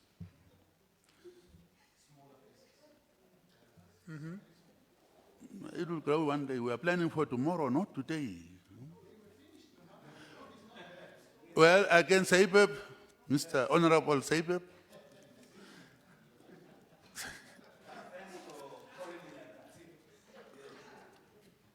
What did you ask?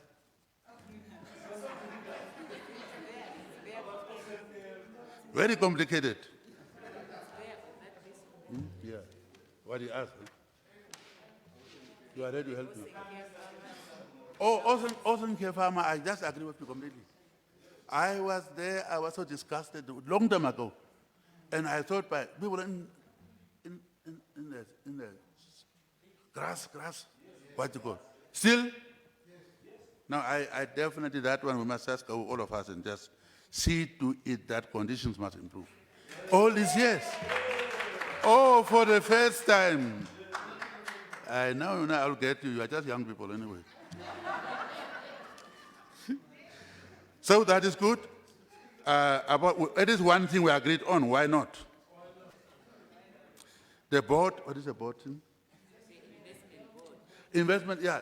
That is going to come, but we have to do certain things to regularize the overlapping of laws. Things that, before we do that, and it will be an independent board. It will be independent board where we are fashioning it on the basis of Rwanda's board. They did a very good thing, and they gave us advice. The lady from there came, we sat with her, and that's what we are trying to follow. But it will be transparent when we appoint somebody, and then new board should be announced, modeled on Singapore and Rwanda. It will be independent, of course. It will reside under presidency, but their own board. You will put you there. And then, okay, we agree on that one thing at least. Which was the second one? Housing. That's what I said, we agreed. Huh? Oh, I'm going backward. Thank you very much. Then, but you are young, but you look like old people. Reasoning like old people. Yeah, but reasoning. Swanu, oldest party. Who said survival of the fittest? Who said survival of the fittest? But you were saying Charles Darwin quoted him and ended there. So, okay, very good. Survival of the fittest is what he started with. And what is it? What is it? I think it was the question of debts.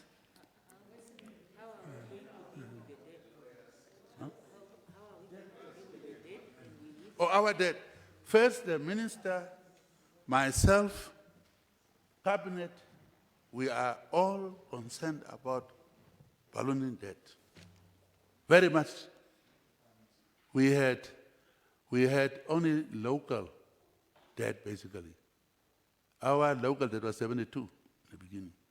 But after, when you are planning, something else comes, and because of that, the debt stock, which has now even bypassed that of the SATEC threshold, that of 60%. We, therefore, Minister, we had to decide to have only 1 year budget so that we can do something during that time to definitely bring it down. It is not acceptable. It is because of independent intervening variables, as I say.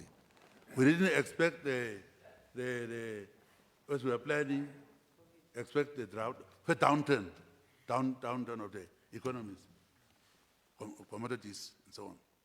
Then you had the drought, 3 years, as I came in drought, and then now you have this. Those are all independent variables.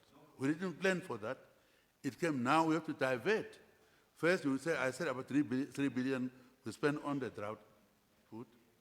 Now we are going to spend money on this thing, copper.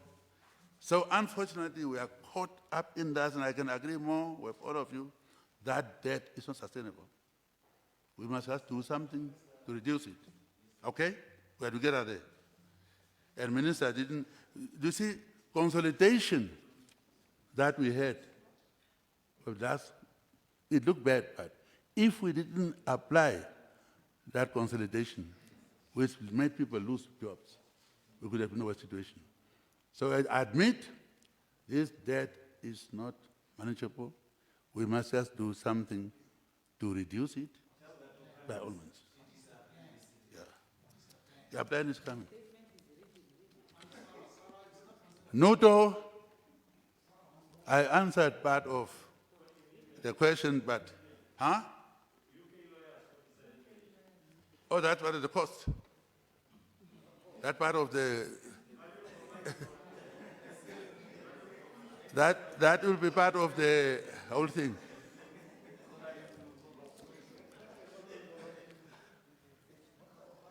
Firstly, I was asked about unity, and I would have liked to have been applauded by my brother here, that I can take somebody from opposition to come to government, while independent, nobody would say to join SWAPO, and was condemned. So I don't know why. So that's part of trying to have people to hold hands, that we can pull in the same direction.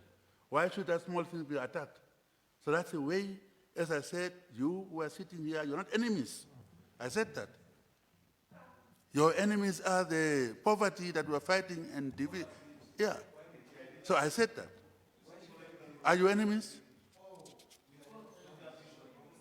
Political enemies, maybe. Well, that's not good. Anyway, I'm trying to be serious to say, really, as we are building Namibia, let's hold hands. Let's belong to different parties, but know that this is the only country you have. We destroy it, we all suffer. Air Namibia, yes, Air Namibia must be liquidated, man. We have a very serious problem with Air Namibia. Yeah, let me tell you one thing. Were you in SWAPO that time? Maybe, yeah, maybe in SWAPO. Even a long time ago, it must be SWAPO. Firstly, Air Namibia was bailed out. Liquidation, or whatever it is being considered, is one of the things. First stopping roads like the Frankfurt one, some don't want that. But it must be restructured. And if liquidation is a thing, we must do that. It is not making any profits. Just being bailed out, no. We must do something about it. Agreed. Very good. What else? In the region? Huh?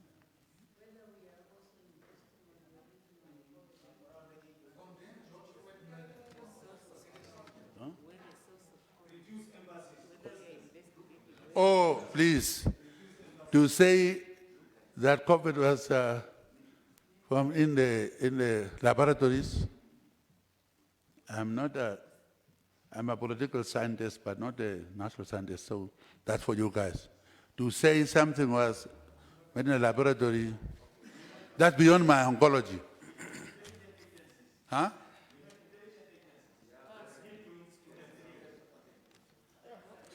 Do you want me to waste money on investing to investigate where COVID comes from? To pay billions for that? Let other people do it with money. You'll get the results.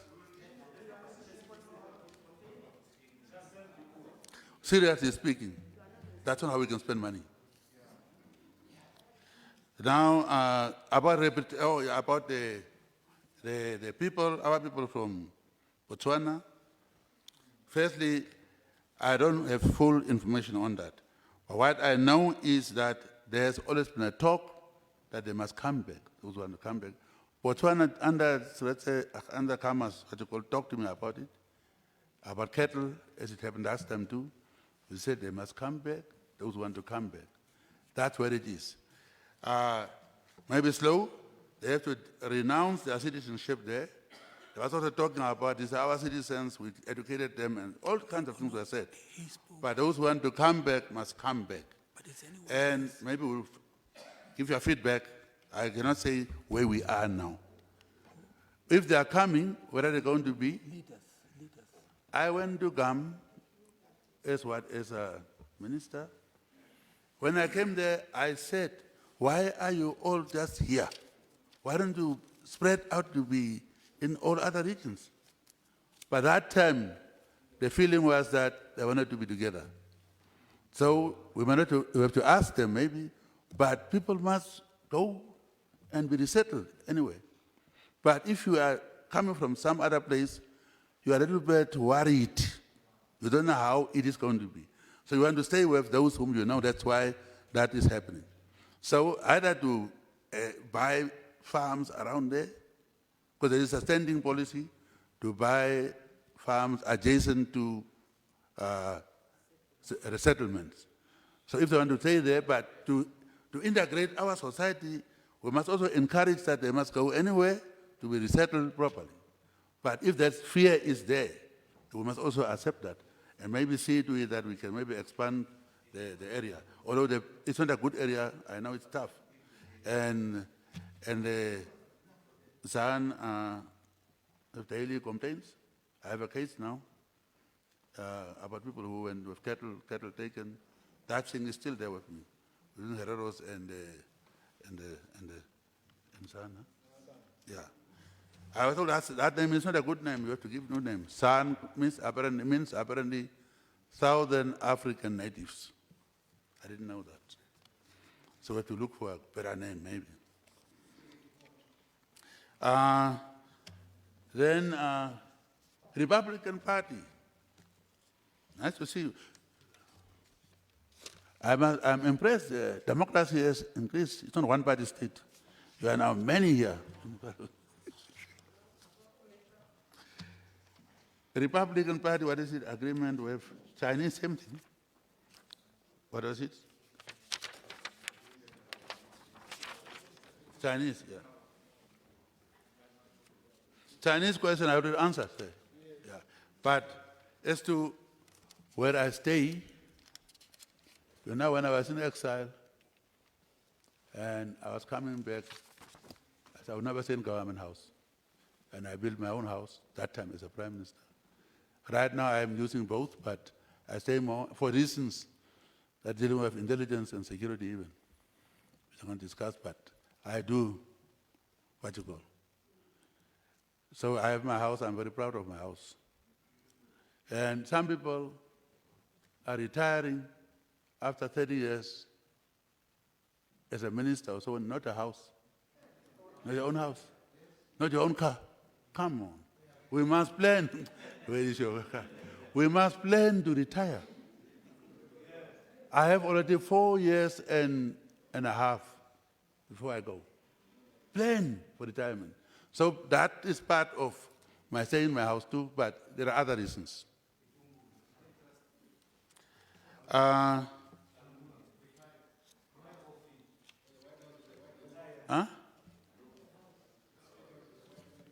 It's now finished. Huh? Don't help me. It's finished. That was the last comment. Oh. If I didn't answer you all, please, a very effective staff. If I didn't answer everybody and you want to follow up a letter, we'll answer you. Yes? Can I come in at this point and simply to say, I think we've gone through the list and I just want to check whether there's any political leader who did not have a chance to ask a question. Anyone? I was asking my desk. I think it was APP, isn't it? Yeah. Huh? CDP, yeah, okay. Now, we are not going to force, them. Let me do this. We have gone through the first round. Can we take pressing questions? Not long, but a question. I have the Honorable Maharukwa there. Please, because we want to make it brief so that we can conclude. I know you do vote, Honorable Speaker. Yeah. Yes. Yeah. Thank you, Honorable Speaker, His Excellency the President of the Republic, honorable members. His Excellency, I have but 4 questions. And can you make it 2, please, so that we can take other people in? I think they are all pertinent, and I'll be very brief with all of them. But these questions, His Excellency, are premised on the following. They are premised on the fact that I've engaged, I believe, in at least as far as 3 of them, the ministers, that those questions are relevant to, and I have not had a satisfactory answer. And I'll explain in each and every circumstance what I mean. First question, Honorable His Excellency. is that roads in this country are killing people. It's a fact. Road accidents are killing people. It's a very, very sad fact. But there's one road in this country that is guaranteed to kill multiple people at a time, every raining season, that I know of. Others might know of others. Every raining season, that road would kill 5 people at a time, 11 people at a time, 14 people at a time. That is the road, Honorable His Excellency the President, that I believe you would recall about 5 years ago, 6 years ago, that took the life of my uncle, the late Uncle Ken.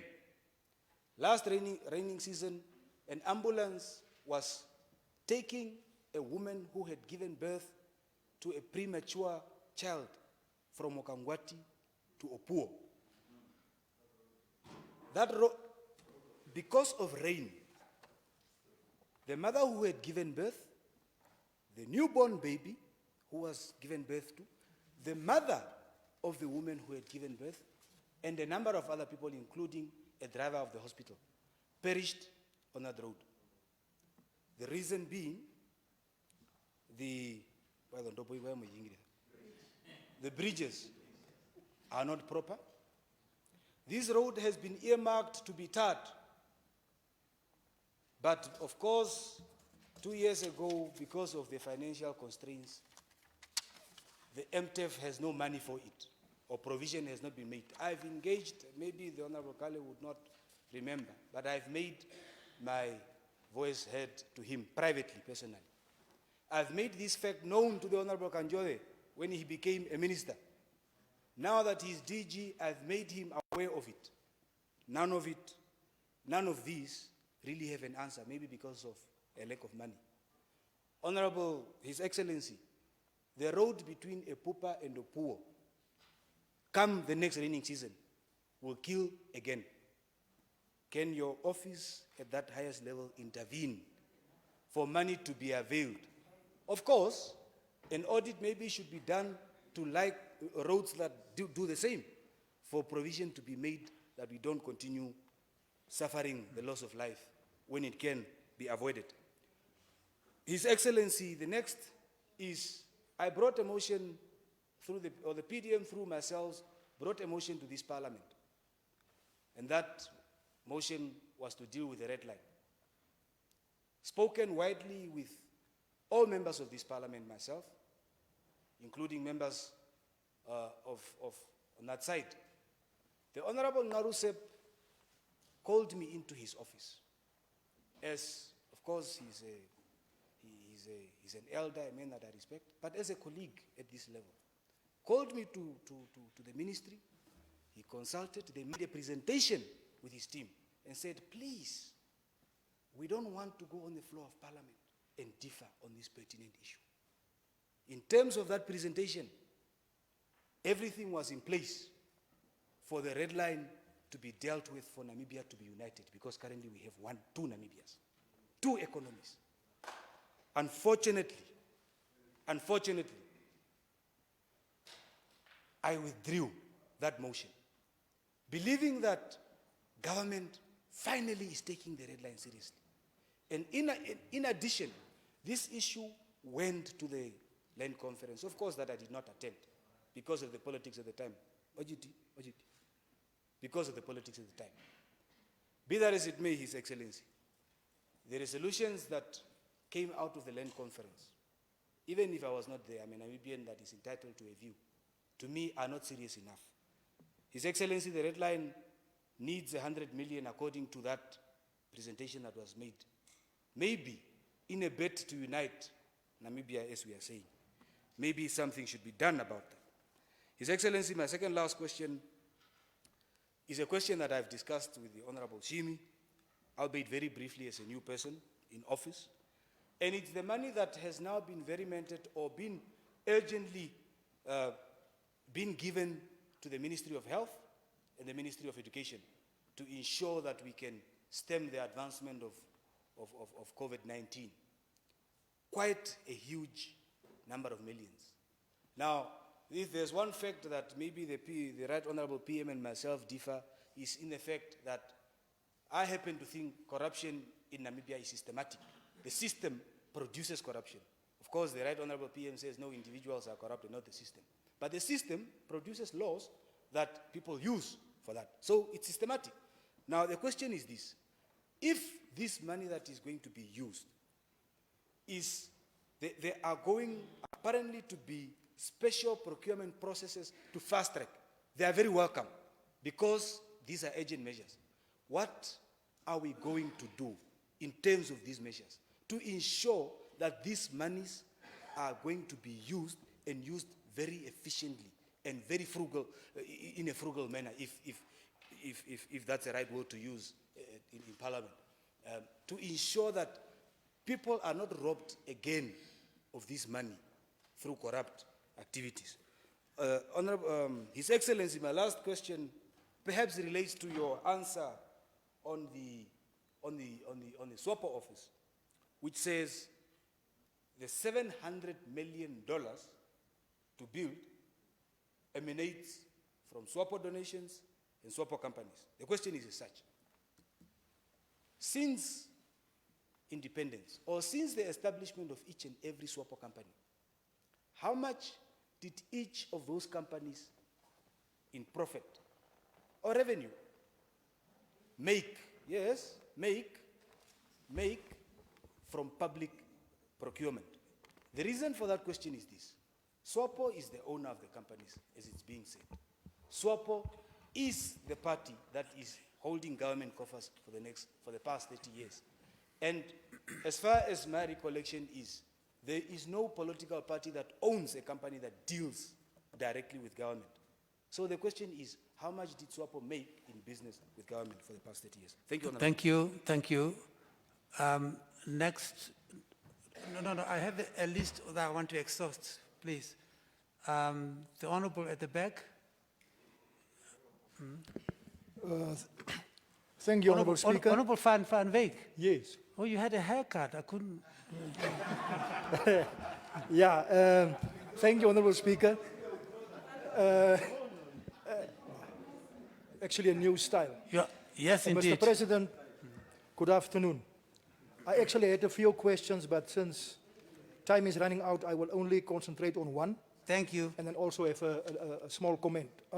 Honorable Speaker, I was given this poster to ask a question to the President regarding the allocation of fishing quotas to the new applicants.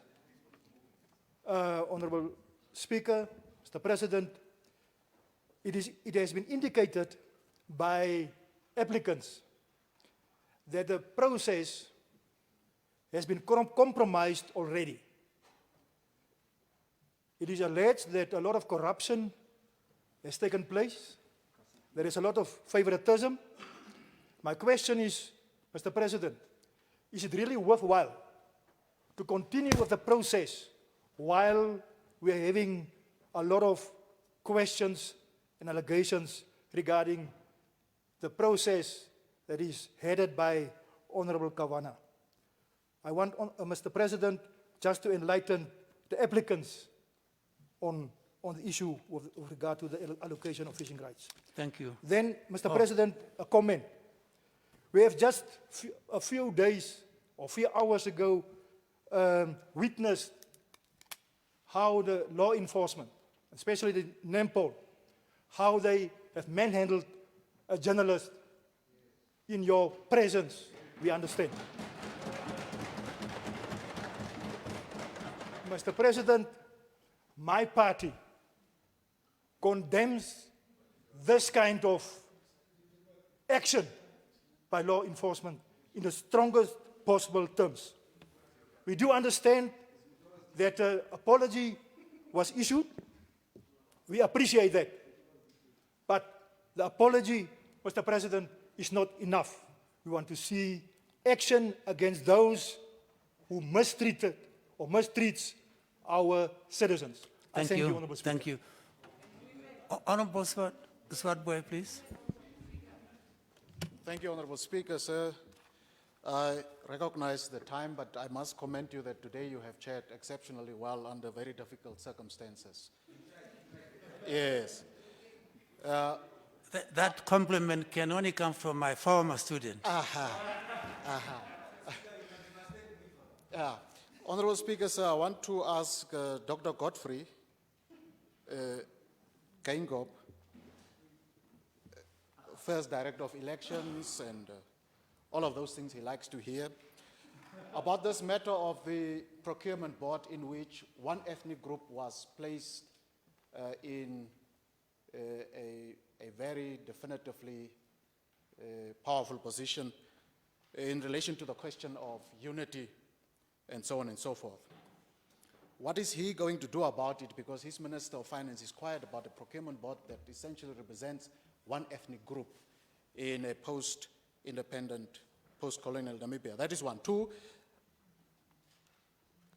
Dr. Geingob, my conversations with the fishermen just yesterday indicated that they formed an association, which association, together with other fishermen from Ludrats, in other words, a combination of Wolfish Bay and Ludrats fishermen, formed an association, met requirements to apply for fishing quotas, indeed applied for fishing quotas, got the acknowledgement that their applications were received, were told that the applications were processed, were promised, if their version is correct, by the Honorable Albert Kawana from Zambezi, that they would be considered for fishing rights. Now, one of the things that they have explicitly told me is that they want these fishing quotas to help maintain the 5,000 of them. While it is a business venture, it is also really a social intervention from the colleagues who say, look, we know this business, we know this industry. If we are given quotas, we are able to rebuild our lives, get our lives back into order. Some of the colleagues have really become old and have gone back to the north and so on. My question, in fact, plea to you is to kindly look into this matter so that perhaps as a more solid solution to the fishermen, that association, in fact, be given the fishing quotas, the fishing rights, and that they then get their lives going. I'm sure you will be able to do this because at times, even to our surprise, Honorable Dr. Geingob, through you, Honorable Speaker, the President actually listens to LPM.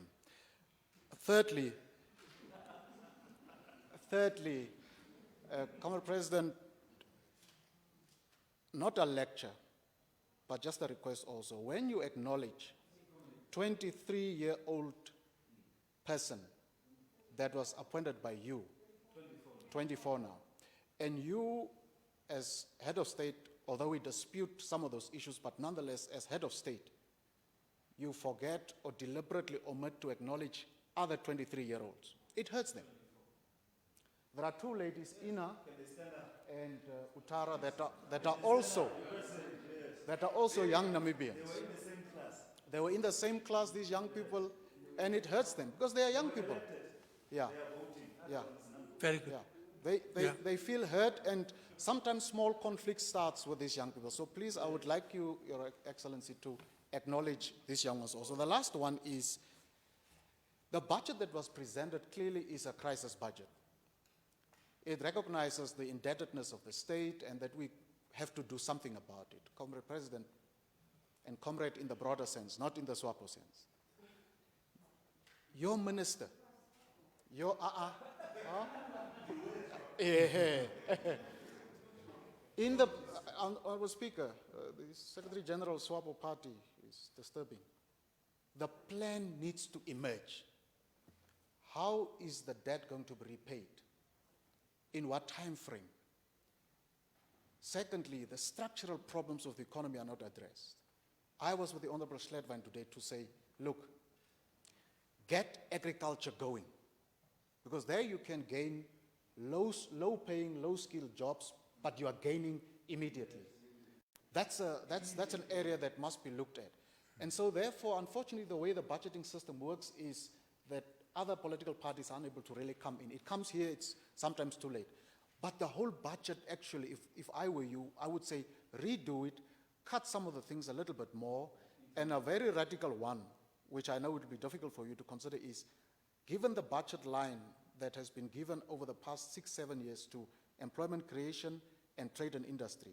I would have said, collapse those two ministries, take the little money and invest it in agriculture. It will really be meaningful to start to get people back to lives by restocking cattle, goat and sheep numbers.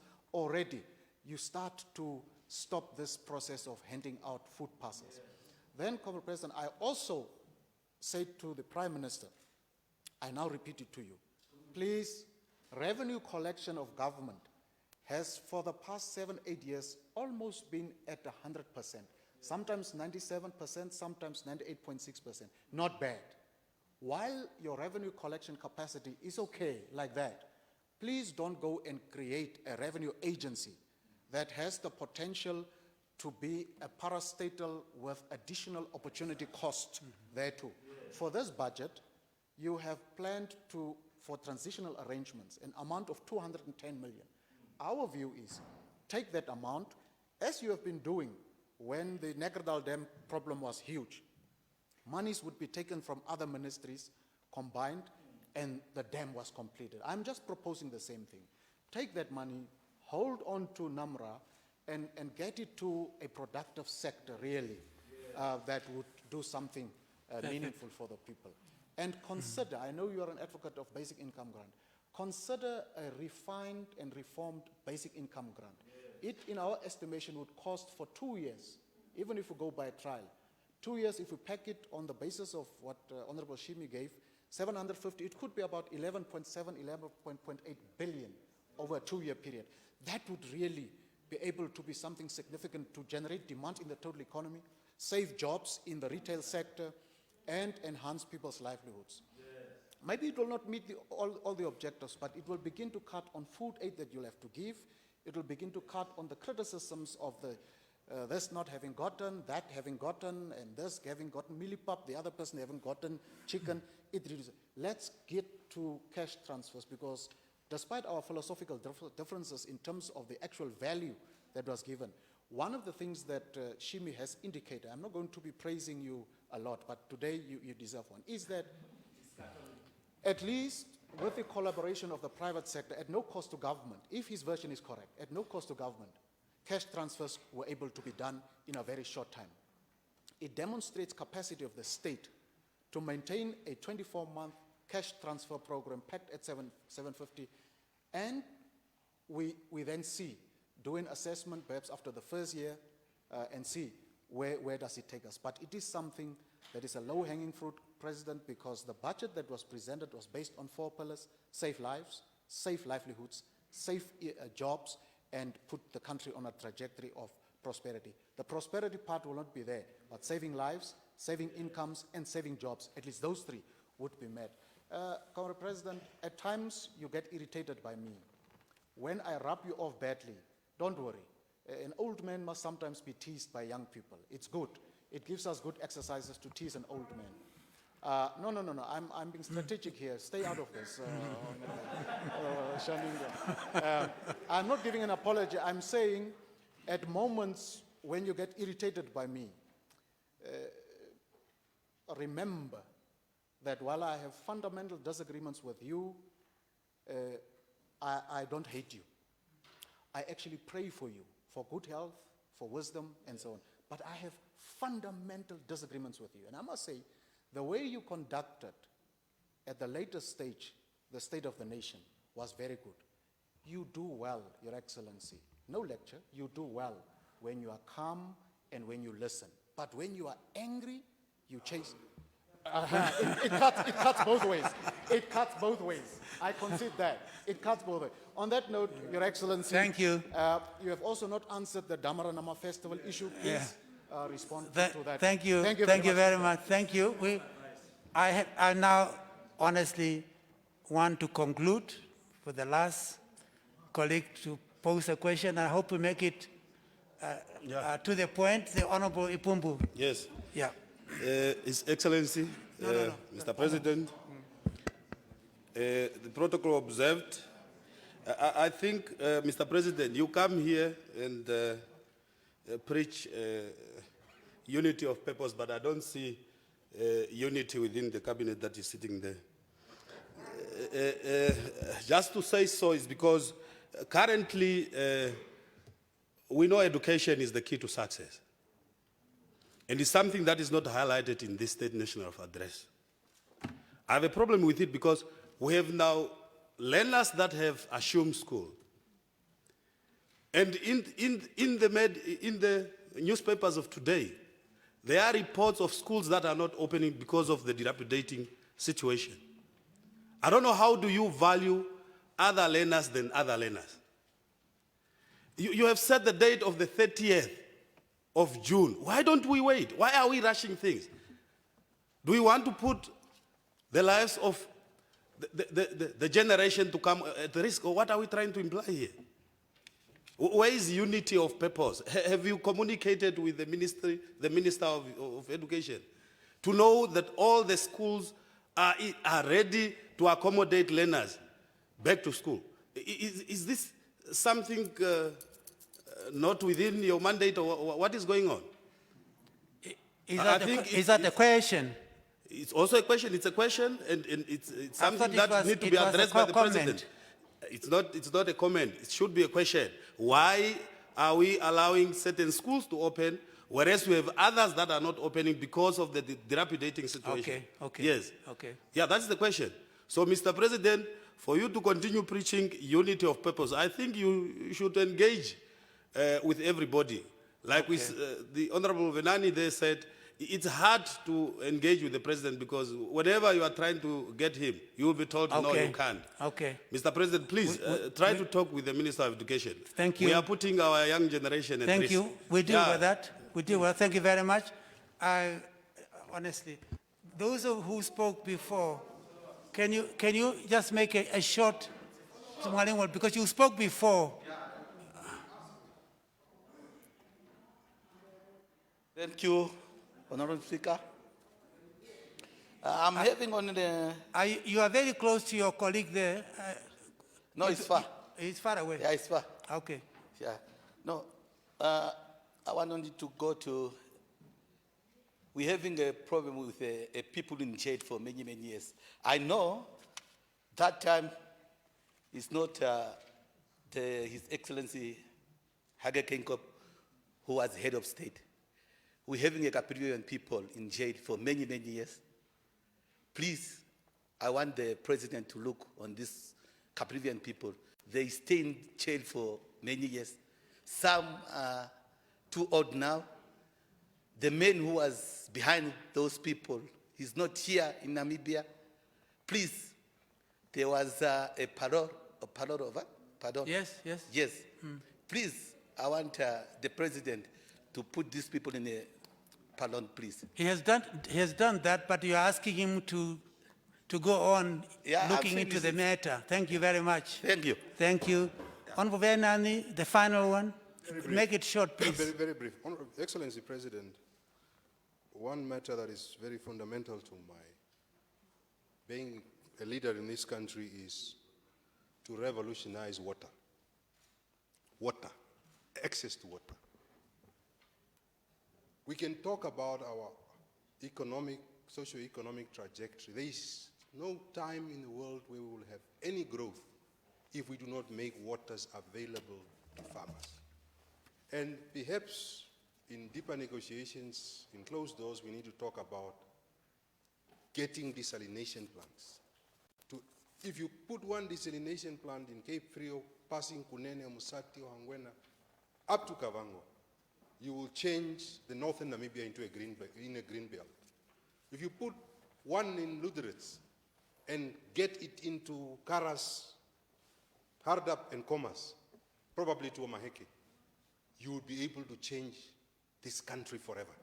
So it is very important that, I know resources, desalination plants do not come easy. They are not very cheap. They are very expensive. But as a government, we should really look at the future of our country in a very small microscope to see how would we leave Namibia a better place for future generations. Because if you go to countries like Israel, I know you might not like the Israelis, but there's one thing that they have done so fundamentally well. I was taken at a number of stations around Israel. Even companies that are doing desalination plants, of course they wanted to lobby me for desalination plants. And even in Norway, There are a number of countries that are saying, we can put these things for you, and you can pay us for 23 years. But it's something that this country needs. That if we want farmers to have access to life, we need to give them water. The two last issues, the Whistleblowers Protection Act. You came here 2017, spoke very robustly about it. When are we implementing it? Because it's very central to the fight of corruption. Lastly, sometimes it's a matter of PR that lacks in many political parties, and even in yours. Let me tell you why I ask you the question of the SWAPO headquarters. It was reported in 4 newspapers that the company Unique Construction has loaned 780 million to SWAPO. That was reported. And it looked very bad because this company is tendering on roads, they are tendering everywhere. Therefore, I'm putting this question. And it's not a question of envy. In fact, my party is building a new headquarters, but a better one than yours and a cheaper one. I'm a cheaper man. But what I'm trying to say is that in a country where stories goes around, your party it's not only a matter of envy, your party is in public office. And I must put these hard questions to you because you must lead by example. And that's the reason why you're in public office. Otherwise, I'll take the office. Very good. So thank you very much. Thank you, thank you. Thank you, all of you, for having expressed yourselves clearly and putting questions to the President. Definitely, this is the second round we have just concluded, and I'm now going to ask the President to respond. But before I give him the floor, there's something that I want to underline, and that is, it's a pity. It's a real pity that the pandemic, the common enemy that is confronting the whole world, have intervened to an extent that we were not able to have our new members of parliament going through an induction where we'll get to know each other and get to actually appreciate each and everybody. But this is something that has been prevented by the pandemic. But once that is going to basically subside, we will revive that and make sure that we have an opportunity to do that. I have taken note of the fact that, yes, we have a number of female members of parliament. This is something that makes all of us proud as a nation. And we really keep our head up when we are counted among those nations, parliaments that have got a substantial number of female members. So I just want basically to put that on record and appreciate. Committee President, you have the final round. Yes, thank you very much. Firstly, two young ladies. I was talking about others because they were my deputy ministers. So really, whenever I see a young person, I'm proud. I watch, yesterday she was talking. Whenever I see young people talking, I listen, I'm very, very proud of young people. If you had to go on delegation and talk there at the UN, I'll be with you. So young people, women, we are very proud that we got young blood. According to him, some of us are old, but we reason very well than young people. So really, my congratulations to you all. When I said those who were elected, I congratulated all of you, but I did mention specifically that person because he's making headlines all over the world, because he's a minister. That's why I made that mistake maybe. So you are all congratulated and welcome to come and engage me. Young people, I can talk to them, not these people, because they make me younger because I talk to them. So, let me start now with the leader of the official opposition. Because he's talking about a thing we ought not to disagree with. He's talking about really the dry country, and really if we don't address the question of agriculture, when it comes to water, we'll have problems. So let's put our heads together and really listen to what you are saying. Good deal can be made, but it's a future. Everybody is saying this country is going to get drier and drier. And if we don't start to act today, as I did with, I mentioned the committee I set up. These are experts. The man I mentioned, Moritz, is the foremost expert we have in this country. And I made him a chairman, and they did a study. So we can again engage them, and they can make proposals. We can talk to them, and that way we can at least hold hands. We don't have to disagree on water. Water is life. So very, very, very good on that one. I'm coming from behind.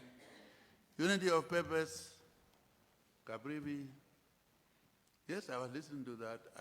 I'm also a little bit worried about it, but since the judicial issue, and if I have to say, unless I do through my patent thing, it is too long, to tell the truth. But I cannot interfere, because it's a court situation. But it's a thing really we have to look into. There are two people, I think, who are sick. One was a member of parliament, and I really have something about that. So very good to mention it. In fact, I will be blank. It's, okay, I'm not going to say it here. Honorable, are you doctor now? Dr. Swatwe. The statement you made today is the best I've had to make it. All his life.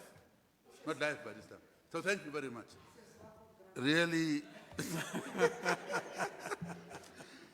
what you said, your statement, the last one, I couldn't agree. You will be surprised, but I agree with everything. But you advised me not to get angry. But one thing I told you is you are the man who must stop being angry. I said, calm it when you came to my office that time. I don't do like that. But it's a good beginning. The statement you made today. Huh? Okay, this will be personal. Thank you very much for your statement. The issues you mentioned, just like his, are things we don't have to fight because of party differences. This is our future. Definitely. Water. And therefore, let's meet and talk. Experts, you experts. The young people now who are younger. There are certain things like water. We cannot disagree. We know this country is dry. If somebody has good ideas, let's accept it. Not because it's coming from somewhere else. No, let's accept it. Next one was Workers' Party, fishing quotas. Was it fishing quotas? Workers' Party.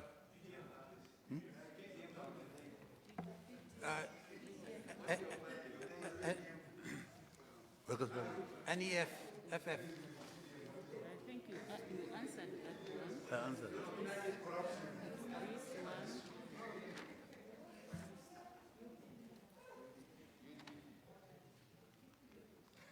one. EFF. Next, huh? What is it about? About schools, huh? What is it? Yeah. Schools, yeah, okay. I agree with you. Firstly,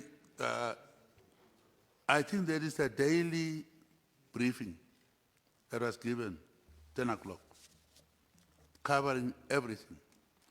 The minister, not minister, but the ED of the Ministry of Education, I give her credit, Mrs. Tiankam. She has been there explaining, even yesterday, about these problems. And it's true, some schools are not in good conditions. It's terrible, it's embarrassing, but I was in the bush, and where schools, or some, I was training people. I'll give you one example when I went, I'm not going to mention the area, but one person was sitting, principal, with a, now here, here's look at, this thing fell down our kitchen. Nothing. Now when it rains, we are cooking there. When it rains, water. Government. So I just said, okay, while we're waiting for government, some of us in the bush, why don't you put one pole here, one there, and put the roof. In the meantime, it is not to be wet. If you did that, you're not going to be wet. It looks like we don't want to do anything ourselves as parents and also as just community members. Everything is government. There are things that we can fix in schools ourselves as community members.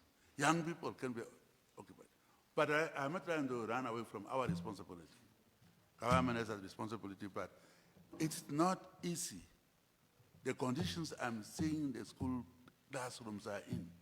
And it's only, we had the idea of the money from World Bank, Africa Development Bank, about $1 billion or so set aside just to renovate the schools. As we're trying to do that, these things come, but that is a thing, it's eyesore for all of us. I cannot be proud that I'm a president and you see the children. In some countries, they don't do that. In Namibia, that I'm proud of, to see the children, the conditions they're in. It hurts me. Tell the truth. I'm a parent too. So it's a thing that we must also hold hands and also parents to come in. And those who can donate, we can ask people certain things. What Namibians have shown during this crisis, they really showed their hearts. They came out fitting and so on. Very impressed. Thank all Namibians for that. And now, for the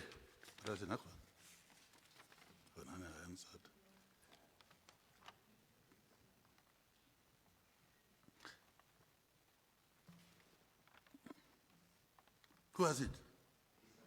It is the nation. Now, I answered him. I agreed with him completely. Huh? Whistleblower, yes, whistleblowing. Again, it's a thing everybody's waiting for. Blow the whistle. Proper one. One thing I must also say, we're talking about whistleblower and so on.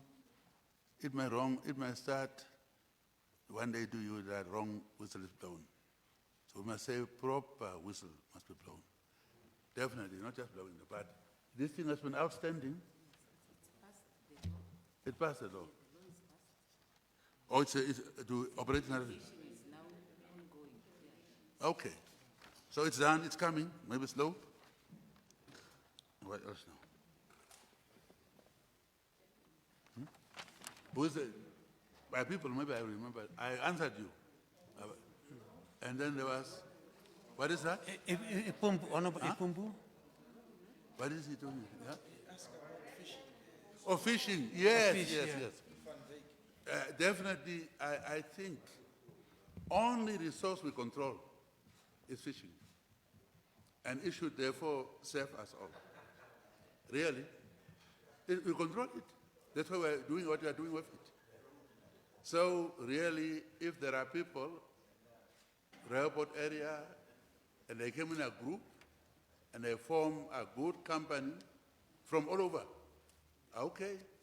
The ministers are here, we'll discuss it. The minister is there, so we'll discuss it. Because the idea that people have to think that only one group or one, please, let's leave that. I want us to share. And that's the thing, now you mentioned it. Minister is here, and I think it's the only thing we control. And that's why I'm misusing it sometimes. So really, this is the difficult times for all of us. Some people got rich, not because they are stealing, but they got quotas all these years. I have the list of people, one day I'll talk about it. So thank you. I'm noting and gave it to the minister to bring it up so we can discuss it. Relook.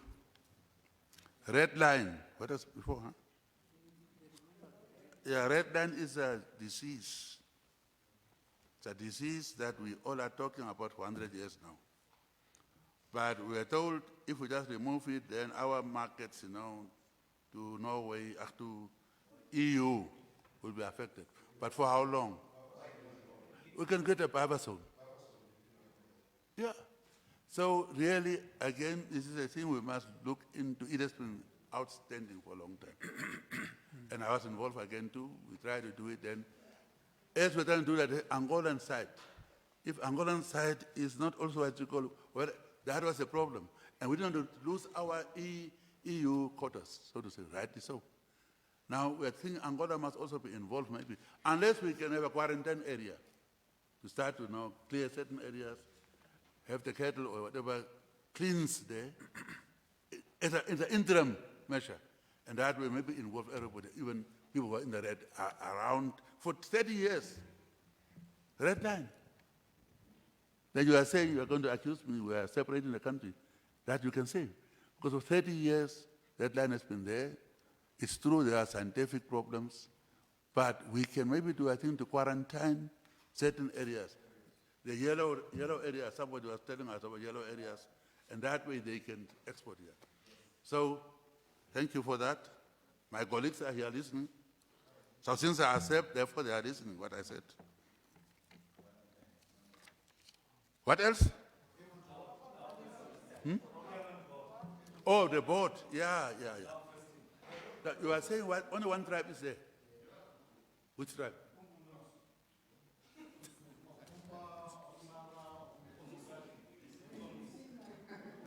Okay. No. Firstly, let's also talk. We talk about attending Damara festivals. What do you mean? Yes, Nama, yes. Firstly, I was having my countrywide trips for equipment scheme when I was a Minister of Trade. And I have one example that I finished the whole country, and last stop I stopped was in Omuthia. And there's a guy called Michael, his cousin, Michael Yambo, farmer. He missed me there. Now the last post was in Opuo. He drove, because his place, he was not there, he drove. Caught me in Opuo and presented his plan. We helped him with the trucks and so on because he made that effort. The Damara speaking people from the south of Opuo, and I was there for equipment schemes. I was shocked at it. Not a single. To come and ask for equipment. The fellow who is here, he's working now as a minister, who was in Korichat. None. We made him even as a champion because he's taking a person who is doing well. What is this fellow? He was an agriculture. He's now with the ministry, some ministry of agriculture. Clemens, Abarab. Yeah, I'm sorry I'm mentioning the person who is not in the building. But chose him as a champion. Didn't come, only to call and insult the girls. That's my money given. Let's also see sometimes we just sit and not be aggressive. However, if it is discrimination based on this group or this group, let's deal with it. Let's deal with it. But definitely, sometimes we have to also jump up to be aggressive, like I do. You know what I do? I fight. Now for Damara and Nama. You know, when we came back, I talked to Garoef, he said, read up, and there was a big one in Korichat. No, in Okombai. I said, they asked me to go and address. I said, invite the president. So they invited the president came helicopter, he addressed, he left. We stayed there, very impressive. First one. Following year, we again went. When we came there, you know the Damara, the flag, Damara would be blue and red, green and blue, green and blue. Green, wait a minute, I'm coming. Who are you? Blue and green, we belong to groups. Now, to make peace, there were always this troop and fighting and so on. To make peace, white was put in between to make peace. That's why it's now green, white, and blue, or something like that. Now, when we came the second time, that flag is now this thing, or UDF. Isn't it? How's UDF flag? So, yeah? Oryx. Well, when we came there, that meeting turned out to be UDF meeting. Now, whatever it is, I even said, we would like to have culture. I'm a cultural person too, why not? But that meeting and that became UDF meetings. And I couldn't, I'm a member, I'm also a leader too, to go. So that was the decision. As for last one, I was invited. And besides that, Justus, Chief, Geingob, Justus is not recognized. Now, if you invited me, I was about to go. Only to be told he's not invited. So use those Geingob. Why? Because he says he is His Highness Royal King of Kings and so on. And because of that. And I talked to him, I said, why don't you drop those things so we can move on? We are very good friends, in touch. I said, why don't you just drop those things because we are saying Geingob, that's enough. He then make a good point to say, new people have come up, in Tamara there was only one person. Now there's about 7. And he said he couldn't, what is the problem? I thought the things. It's okay. It's I don't know okay. what is going on. Let's What hear- is the problem? What is the problem? What is the point?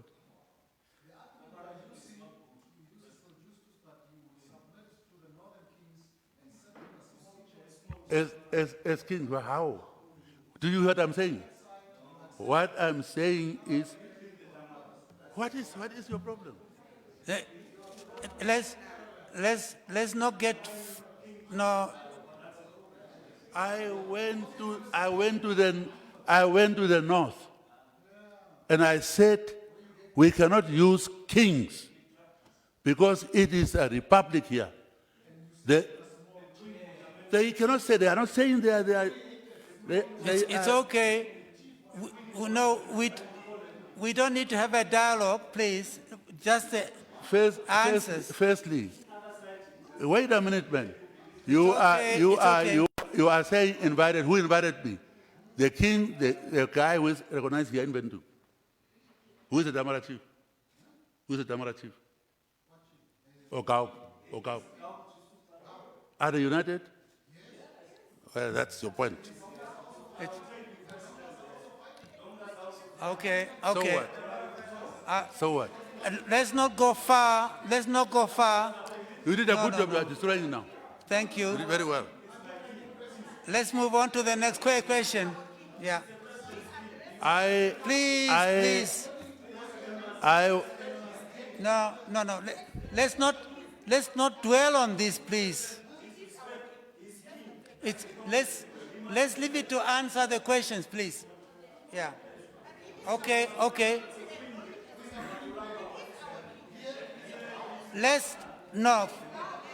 Please. Okay. Maybe that's the problem. We are not having a debate. What you are doing is a problem. That's a problem. Okay. What you are doing is a problem. Thank you. No. That's the problem. Let us end on a positive note. Please. No. Okay. Yeah. Okay. That's the No. problem. No. No.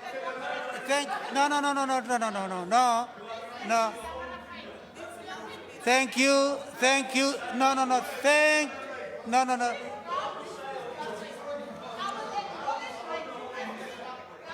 No, please. Let's calm down. Let me. Why Let's have that's order. a problem. Maybe what we are doing is a problem. Order. That's a problem. No. Maybe. Maybe that's Okay. a problem. Okay. You see? Let's- That's a problem. Look how you are doing to people. Order. No. It's enough. It's enough. Oh, let's move on to the next item.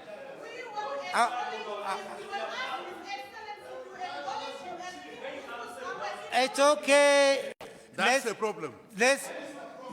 Okay. Thank you.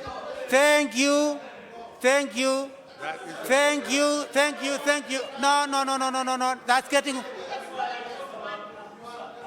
Thank you. We need order, please. No. Please, let's have order, please. Please. Hold, That please. is the problem. Let's Who have invited? order. Firstly, let me tell you. Calm down.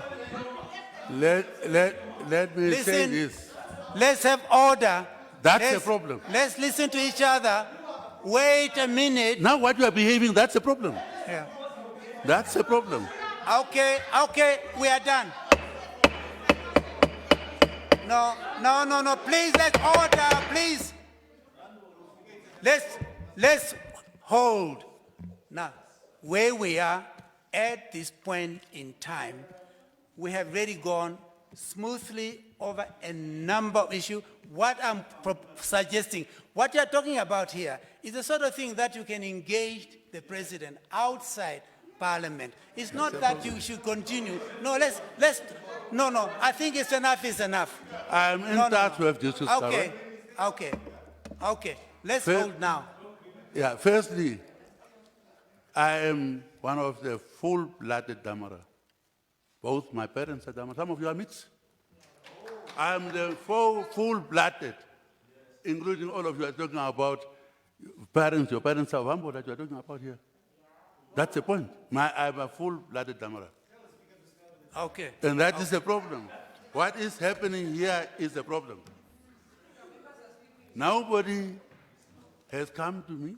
Yusuf Karame and daily contact. We are together. We are defending him here. We are together. But you are shouting now. And that's a problem. That's a problem.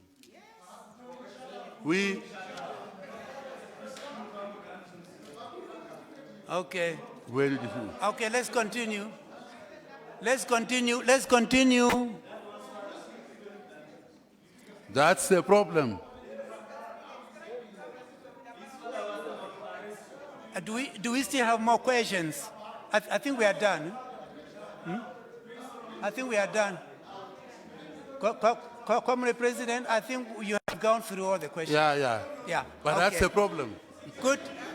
Your Excellency, allow me once more, on behalf of the members of Parliament and the Namibian people, to thank you for availing yourself for this important occasion.